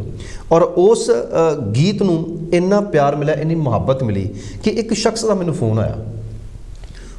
ਉਹ ਸ਼ਖਸੀਅਤ ਐਸੀ ਸੀ ਕਿ ਜਿਹੜੀ ਕਿਸੇ ਨੂੰ ਕੋਈ ਫੋਨ ਨਹੀਂ ਕਰਦੀ ਸੀ। ਉਹਨੇ ਮੈਨੂੰ ਕਿਹਾ ਵੀ ਚਰਨਜੀਤ ਉਹ ਗੀਤ ਤੂੰ ਲਿਖਿਆ?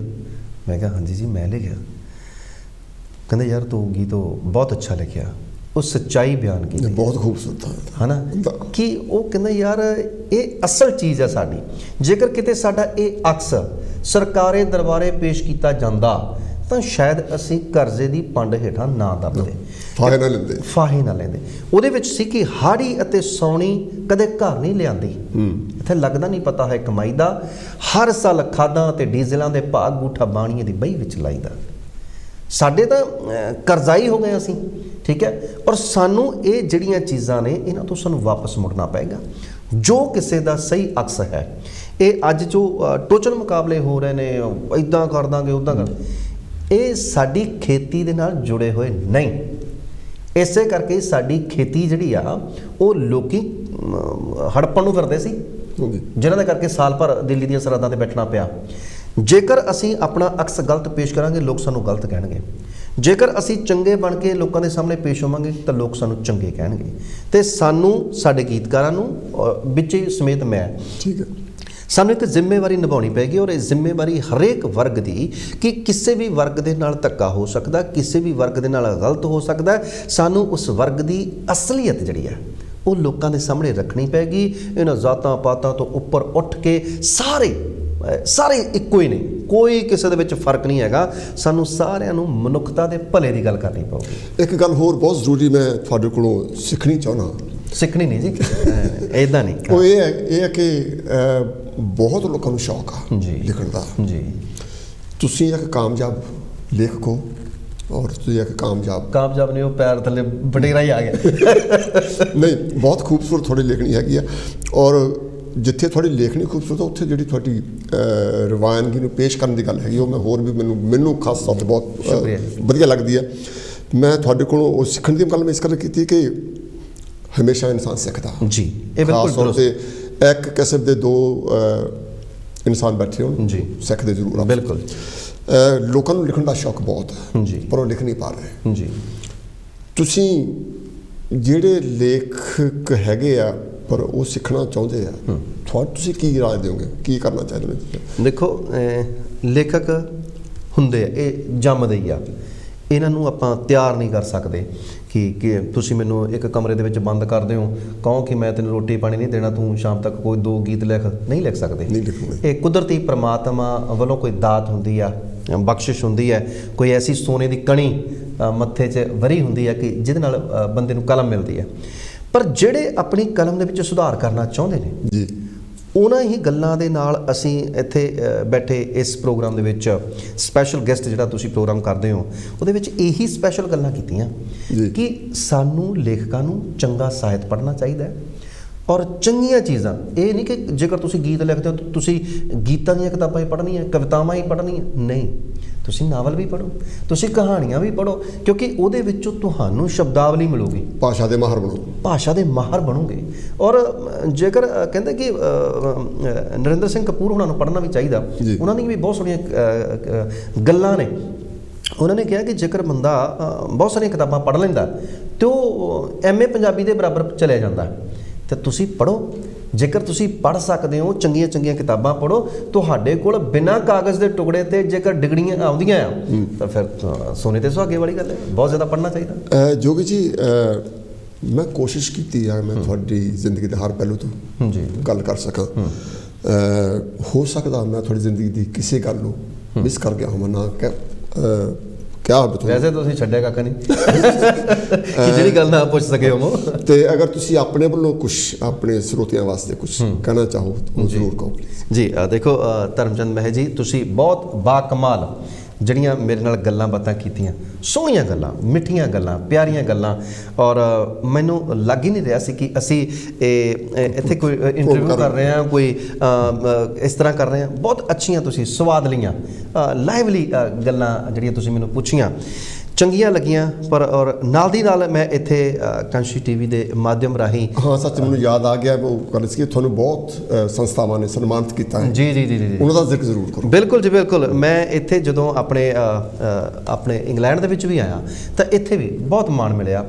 ਸਾਰੇ ਜਿੱਥੇ ਰੇਡੀਓ ਚੈਨਲਸ ਹੈਗੇ ਆ, TV ਚੈਨਲਸ ਹੈਗੇ ਆ, ਉਹਨਾਂ ਵੱਲੋਂ ਔਰ ਪੰਜਾਬੀ ਸਾਥ UK ਵੱਲੋਂ ਔਰ ਹੋਰ ਬਹੁਤ ਸਾਰੀਆਂ ਸਾਡੇ ਮੇਰੇ ਪਿੰਡ ਜੰਡੂ ਸਿੰਘੇ ਦੇ ਲੋਕਾਂ ਵੱਲੋਂ ਭਰਮਾ ਜਿਹੜਾ ਪਿਆਰ ਮੁਹੱਬਤ ਮਿਲੀ ਹੈ।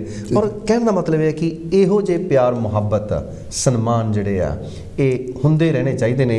ਔਰ ਮੈਂ ਬੜਾ ਮਸ਼ਕੂਰ ਹਾਂ, ਮਗਨੂਨ ਹਾਂ ਤੁਹਾਡਾ ਵੀ ਕਿ ਤੁਸੀਂ ਵੀ ਇੰਨੀ ਮੁਹੱਬਤ ਦਿੱਤੀ ਹੈ ਔਰ ਇਸ ਕਾਂਸ਼ੀ TV ਦੇ ਮਾਧਿਅਮ ਰਾਹੀਂ ਮੈਨੂੰ ਲੋਕਾਂ ਦੇ ਰੂਬਰੂ ਕੀਤਾ। ਮੈਂ ਤੁਹਾਡਾ ਵੀ ਰਿਣੀ ਹਾਂ ਜੀ, ਦੇਣਦਾਰ ਹਾਂ, ਕਰਜ਼ਾਈ ਹਾਂ ਤੁਹਾਡਾ ਵੀ। ਨਹੀਂ, ਬਹੁਤ ਬਹੁਤ ਬਹੁਤ ਚੰਗਾ ਲੱਗਾ ਤੁਹਾਡੇ ਨਾਲ ਗੱਲ ਕਰਕੇ ਜੀ। ਤੁਹਾਡੀ ਹਰ ਗੱਲ ਦੇ ਵਿੱਚ ਇੱਕ ਮੈਸੇਜ, ਜਿੱਦਾਂ ਗੱਲ ਦੇ ਹਰ ਗੱਲ ਵਿੱਚ ਇੱਕ ਫੁੱਲ ਜੀ, ਬੜੀ ਮੁਹੱਬਤ ਨਾਲ ਤੁਸੀਂ ਗੱਲ ਕੀਤੀ ਹੈ। ਕਿਉਂਕਿ ਜਿਹੜੀ ਜ਼ਿੰਦਗੀ ਆ, ਮੈਂ ਸਮਝਦਾ ਕਿ ਜਦੋਂ ਤੁਸੀਂ ਆਪਣੀ ਜ਼ਿੰਦਗੀ ਨੂੰ ਬਿਆਨ ਕਰਦੇ ਆ ਜੀ, ਜ਼ਰੂਰੀ ਨਹੀਂ ਤੁਸੀਂ ਪ੍ਰੋਫੈਸ਼ਨਲ ਤੋਂ ਟੀਚਰ ਹੋਵੋ, ਜਦੋਂ ਤੁਸੀਂ ਆਪਣੀ ਜ਼ਿੰਦਗੀ ਨੂੰ ਬਿਆਨ ਕਰਦੇ ਆ ਤੁਹਾਡੀ ਜ਼ਿੰਦਗੀ ਉਤਰਾਅ ਚੜ੍ਹਾਅ ਆ। ਬਿਲਕੁਲ ਬਿਲਕੁਲ। ਜਿਹੜਾ ਉਤਰਾਅ ਚੜ੍ਹਾਅ ਆ ਉਹ ਇੱਕ ਸਿੱਖਿਆ ਆ ਜੀ। ਜਿਹੜੇ ਤੁਹਾਨੂੰ ਸੁਣਦੇ ਆ, ਦੇਖਦੇ ਆ, ਬਿਲਕੁਲ ਉਹ ਦੇਖਦੇ ਆ ਵੀ ਇੱਥੇ ਇਹਨੂੰ ਪੈਰ ਨੀਵਾਂ ਹੋਇਆ ਸੀ, ਇਹਨੇ ਕਿੱਦਾਂ ਆਪਣੇ ਸੰਭਾਲਿਆ ਜੀ। ਇੱਥੇ ਦਾ ਪੈਰ ਉੱਪਰ ਚਲਾ ਗਿਆ ਸੀ ਤਾਂ ਇਹਦੀ ਜਿਹੜੀ ਤੋਰ ਬਦਲ ਗਈ ਸੀ ਉੱਪਰ ਜਾਣ ਕੇ, ਫਿਰ ਇਹ ਕਿੱਦਾਂ ਸੰਭਲਿਆ। ਇਹ ਇੱਕ ਟਿਊਸ਼ਨ ਆ ਬਿਲਕੁਲ ਆਉਣ ਵਾਲੇ ਬੰਦਿਆਂ ਵਾਸਤੇ। ਬਿਲਕੁਲ। ਤੇ ਜਿਹੜੀ ਗੀਤਕਾਰੀ ਆ ਇਹ ਬੜੀ ਮਿਹਨਤ ਮੰਗਦੀ ਹੈ, ਬਹੁਤ ਮਿਹਨਤ ਮੰਗਦੀ। ਤੇ ਮੈਂ ਇਹ ਚਾਹੁੰਦਾ ਕਿ ਭਾਵੇਂ ਤੁਸੀਂ 2 ਕਵਿਤਾ ਜਾਂ ਇੱਕ ਗੀਤ ਜਾਂ ਇੱਕ ਕਵਿਤਾ ਇੱਕ ਗੀਤ ਉਹ ਜ਼ਰੂਰ ਆਪਣੇ ਕੋਲ 1 ਮਿੰਟ ਹੈਗਾ ਤੁਸੀਂ ਜ਼ਰੂਰ ਜੀ। ਮੈਂ ਜਾਂਦਾ ਜਾਂਦਾ ਇੱਥੇ ਨਾਲੇ ਤੁਹਾਨੂੰ ਇਹ ਵੀ ਦੱਸਣਾ ਚਾਹੁੰਦਾ ਕਿ ਜਿਵੇਂ ਤੁਸੀਂ ਕਹੋ ਕਿ ਡੱਗ ਮਕਾਉਂਦੇ ਆ, ਸੱਚੀ ਮੁੱਚੀ ਡੱਗ ਮਕਾਉਂਦੇ ਆ। ਕਈ ਵਾਰ ਤਾਂ ਘਰ ਦੇ ਵੀ ਕਹਿਣ ਲੱਗ ਪੈਂਦੇ ਕਿਹੜੇ ਕੰਮਾਂ 'ਚ ਪਿਆ ਤੂੰ, ਨਹੀਂ ਕਾਪੀਆਂ ਕਾਲੀਆਂ ਕਰਦਾ ਰਹਿਣਾ, ਕੋਈ ਚੱਜ ਦਾ ਕੰਮ ਕਰ ਲੈ। ਆਹੋ ਵੀ ਆਂਢ ਗੁਆਂਢ ਵਾਲੇ ਵੀ ਕਹਿੰਦੇ ਉਹਨਾਂ ਵੀ ਤੂੰ ਅੱਛਾ ਵੱਡਾ ਬਣ ਗਿਆ, ਤੂੰ ਨੰਦ ਲਾਲ ਨੂਰਪੁਰੀ, ਤੂੰ ਫਲਾਣਾ ਬਣ ਜਾਣਾ, ਤੂੰ ਟਮਕਾਣਾ ਬਣ ਜਾਣਾ। ਪਰ ਜਦੋਂ ਤੁਸੀਂ ਕਿਤੇ ਸਥਾਪਿਤ ਹੋ ਜਾਂਦੇ ਹੋ, ਤੁਸੀਂ ਕੁਝ ਕਰ ਜਾਂਦੇ ਹੋ, ਸਲਾਮਾਂ ਮਿਲਦੀਆਂ, ਫਿਰ ਕਹਿੰਦੇ ਇਹ ਤਾਂ ਸਾਡਾ ਹੀ ਭਤੀਜਾ ਹੈ, ਇਹ ਤਾਂ ਸਾਡਾ ਹੀ ਹੈ, ਮੇਰਾ ਭਾਣਜਾ, ਮੇਰਾ ਪੁੱਤ ਲੱਗਦਾ ਹੈ। ਇਹ ਜਿਹੜੀਆਂ ਚੀਜ਼ਾਂ ਬਾਅਦ ਵਿੱਚ ਨਹੀਂ, ਪਹਿਲਾਂ ਹੀ ਕਹੋ। ਜਦੋਂ ਸਟਰਗਲ ਦੇ ਦੌਰਾਨ ਹੁੰਦੇ ਆ, ਹੌਸਲਾ ਦਿਓ, ਉਦੋਂ ਹੌਸਲਾ ਦਿਓ, ਉਦੋਂ ਪਿੱਠ ਥਾਪੜੋ ਤਾਂ ਕਿ ਉਹਨੂੰ ਵੀ ਥੋੜ੍ਹਾ ਜਿਹਾ ਮਾਣ ਹੋਵੇ ਔਰ ਚੰਗਾ ਲੱਗੇ। ਔਰ ਇਸੇ ਤਰ੍ਹਾਂ ਹੀ ਜੇਕਰ ਤੁਸੀਂ ਪਿੱਠ ਥਾਪੜੋਗੇ, ਉਹ ਗੀਤਕਾਰ ਇਕੱਲਾ ਉਸ ਪਰਿਵਾਰ ਦਾ ਨਹੀਂ ਹੁੰਦਾ, ਉਹ ਤੁਹਾਡੇ ਪੂਰੇ ਨਗਰ ਦਾ ਹੁੰਦਾ, ਇਲਾਕੇ ਦਾ ਹੁੰਦਾ, ਪੂਰੇ ਦੇਸ਼ ਦਾ ਹੁੰਦਾ। ਠੀਕ ਹੈ ਨਾ। ਸੋ ਇਸ ਕਰਕੇ ਉਹਨੂੰ ਹੱਲਾਸ਼ੇਰੀ ਦਿਓ ਤਾਂ ਕਿ ਉਹ ਚੰਗਾ ਲਿਖ ਸਕੇ। ਜੇ ਗਲਤ ਲਿਖਿਆ ਉਹਦਾ ਕੰਨ ਵੀ ਫੜੋ ਕਿ ਭਾਈ ਤੂੰ ਆਹ ਗਲਤ ਲਿਖਿਆ, ਗਾਹ ਤੋਂ ਨਾ ਲਿਖੀ, ਚੰਗਾ ਲਿਖ, ਸਾਨੂੰ ਤੇਰੇ ਤੋਂ ਆਸਾਂ ਹੈ। ਠੀਕ ਹੈ ਨਾ। ਸੋ ਇੱਥੇ ਮੁਹੱਬਤਾਂ ਦੇ ਉੱਪਰ ਵੀ ਮੈਂ ਗੀਤ ਲਿਖੇ ਆ, ਪਿਆਰ ਦੇ ਉੱਪਰ ਵੀ ਲਿਖੇ ਆ। ਇੱਕ ਵਾਰੀ ਮੈਂ ਇੱਕ ਪਿਆਰ 'ਤੇ ਗੀਤ ਲਿਖਿਆ ਸੀ ਕਿ ਮੈਨੂੰ ਅੱਜ ਵੀ ਮਿਲਣ ਕਿਤਾਬਾਂ 'ਚੋਂ ਤੇਰੇ ਵੱਲੋਂ ਭੇਜੇ ਫੁੱਲ ਸੱਜਣਾ। ਉਸ ਗੀਤ ਦੇ ਬਾਬਤ ਮੈਨੂੰ ਇੱਕ ਆਸਟ੍ਰੇਲੀਆ ਦੇ ਵਿੱਚੋਂ ਫੋਨ ਆਇਆ ਕਿਸੇ ਕੁੜੀ ਦਾ। ਉਸ ਕੁੜੀ ਨੇ ਗੱਲ, ਮੇਰੀ ਜ਼ਿੰਦਗੀ ਦਾ ਸਭ ਤੋਂ ਛੋਟਾ ਫੋਨ ਸੀ ਔਰ ਸਭ ਤੋਂ ਇੰਪੋਰਟੈਂਟ ਫੋਨ ਸੀ। ਕੀ ਬਾਤ ਹੈ। ਉਹਨੇ ਮੈਨੂੰ ਗੱਲ ਕੀਤੀ, ਕਹਿੰਦੀ ਤੁਸੀਂ ਜੋਗੀ ਜੰਡੂ ਸਿੰਘ ਵਾਲਾ ਬੋਲਦੇ ਹੋ? ਮੈਂ ਕਿਹਾ ਹਾਂਜੀ। ਕਹਿੰਦੇ ਆਹ ਗੀਤ ਤੁਸੀਂ ਲਿਖਿਆ? ਮੈਂ ਕਿਹਾ ਹਾਂਜੀ। ਕਹਿੰਦੇ ਤੁਸੀਂ ਇਸ਼ਕ ਨੂੰ ਇੱਜ਼ਤ ਬਹੁਤ ਦਿੱਤੀ ਆ। ਇੰਨਾ ਕਹਿ ਕੇ ਫੋਨ ਕੱਟ ਗਈ। ਔਰ ਮੈਨੂੰ ਉਹ ਜ਼ਿੰਦਗੀ ਦੇ ਵਿੱਚ ਸਭ ਤੋਂ ਵਧੀਆ ਫੋਨ ਲੱਗਦਾ ਹੈ ਕਿ ਜੇਕਰ ਮੈਂ ਕੋਈ ਚੰਗਾ ਲਿਖਿਆ ਤੇ ਉਹਨਾਂ ਨੇ ਮੈਨੂੰ ਚੰਗਾ ਕਿਹਾ। ਇਹ ਇੱਕ ਬਹੁਤ ਵੱਡਾ ਰਿਵਾਰਡ ਹੁੰਦਾ ਹੈ। ਔਰ ਗੀਤ ਇੱਕ ਮੈਂ ਤੁਹਾਡੇ ਨਾਲ ਸਾਂਝਾ ਕਰਨਾ ਚਾਹਾਂਗਾ ਕਿ ਮੁਹੱਬਤਾਂ ਦੇ ਮਾਰਿਆਂ ਨੂੰ, ਟੁੱਟਦੇ ਹੋਏ ਤਾਰਿਆਂ ਨੂੰ ਕੋਈ ਨਹੀਂ ਉਹ ਮਿਲਦੀ ਸਰਾਂ, ਤੇਰਿਆਂ ਤਾਂ ਲੇਖਾਂ ਵਿੱਚ ਲਿਖਿਆ ਸੀ ਟੁੱਟ ਜਾਣਾ, ਦੱਸ ਦਿਲਾਂ ਮੈਂ ਕੀ ਕਰਾਂ, ਦੱਸ ਦਿਲਾਂ ਮੈਂ ਕੀ ਕਰਾਂ। ਔਰ ਇਹ ਜਿਹੜੀਆਂ ਚੀਜ਼ਾਂ ਨੇ, ਮੈਂ ਜਦੋਂ ਵੀ ਲਿਖਦਾ ਮੈਂ ਇਹ ਨਹੀਂ ਲਿਖਦਾ ਕਿ ਅਸੀਂ ਕੋਈ ਇਸ਼ਕ ਦੇ ਵਿੱਚੋਂ ਫੇਲ ਹੋ ਕੇ ਥੋੜ੍ਹਾ ਗੀਤਕਾਰ ਬਣੇ ਆ ਅਸੀਂ। ਜੋਗੀ ਜੀ ਮੈਨੂੰ ਇੱਥੇ ਆਪਣੀ ਜਿਹੜੀ ਗੱਲਬਾਤ ਉਹ ਸਟਾਪ ਕਰਨੀ ਪੈ ਗਈ ਕਿਉਂਕਿ ਆਪਣੀ ਬਹੁਤ ਲੰਬੀਆਂ ਗੱਲਾਂ ਹੋਈਆਂ, ਆਪਣਾ ਟਾਈਮ ਹੋ ਗਿਆ। ਬਹੁਤ ਜੀ ਜ਼ਰੂਰ, ਬਹੁਤ ਬਹੁਤ ਧੰਨਵਾਦ ਤੁਹਾਡਾ ਜੀ। ਤੁਹਾਡਾ ਵੀ ਬਹੁਤ ਬਹੁਤ ਧੰਨਵਾਦ ਜੀ, ਔਰ ਕਾਂਸ਼ੀ ਟੀਵੀ ਵਾਲਿਆਂ ਦਾ ਵੀ ਬਹੁਤ ਬਹੁਤ ਧੰਨਵਾਦ। ਮੈਂ ਸਾਹਿਬ ਤੁਹਾਡਾ ਵੀ ਧੰਨਵਾਦ। Thank you. ਇਹ ਸੀਗੇ ਚਰਨਜੀਤ ਜੋਗੀ ਜੀ, ਜੰਡੂ ਸਿੰਘ ਵਾਲੇ, ਜਿਨ੍ਹਾਂ ਨੇ ਬਹੁਤ ਸਾਰੇ ਗੀਤ ਲਿਖੇ ਔਰ ਕਾਮਯਾਬ ਗਜ਼ਲਾਂ, ਕਵਿਤਾਵਾਂ, ਸ਼ਾਇਰੀ ਲਿਖੀ। ਇਹਨਾਂ ਨੂੰ ਮਿਲ ਕੇ ਮੈਨੂੰ ਬੜੀ ਖੁਸ਼ੀ ਹੋਈ। ਮੈਂ ਪੂਰੀ ਆਸ ਆ ਕਿ ਤੁਸੀਂ ਵੀ ਬੜੇ ਲੁਤਫਰਦੋਸ਼ ਹੋਏ ਹੋਵੋਗੇ ਇਹਨਾਂ ਨੂੰ ਸੁਣ ਕੇ, ਬੜਾ ਆਨੰਦ ਮਾਣਿਆ ਹੋਊਗਾ। ਆਪਾਂ ਮਿਲਾਂਗੇ ਤੁਹਾਨੂੰ ਅਗਲੇ ਕਿਸੇ ਹੋਰ ਆਰਟਿਸਟ ਨਾਲ, ਅਤੇ ਤੁਹਾਡਾ ਬਹੁਤ ਬਹੁਤ ਧੰਨਵਾਦ। Thank you. ਕਾਂਸ਼ੀ ਟੀਵੀ ਤੁਹਾਡਾ ਆਪਣਾ ਟੀਵੀ ਹੈ, ਸਪੋਰਟ ਕਰਦੇ ਰਿਹਾ ਕਰੋ। ਅਤੇ ਆਪਾਂ ਹੋਪਫੁਲੀ ਨੈਕਸਟ ਵੀਕ ਕਿਸੇ ਹੋਰ ਫਨਕਾਰ ਨੂੰ, ਉਮਦਾ ਸ਼ਖਸ ਨੂੰ ਤੁਹਾਡੇ ਸਾਹਮਣੇ ਲੈ ਕੇ ਆਵਾਂਗੇ। ਅੱਜ ਇੱਥੇ ਹੀ ਮੈਨੂੰ ਦਿਓ ਇਜਾਜ਼ਤ। ਜੈ ਭੀਮ, ਨੋ ਮੁੱਦਾ, ਜੈ Gurdev. Thank you very much.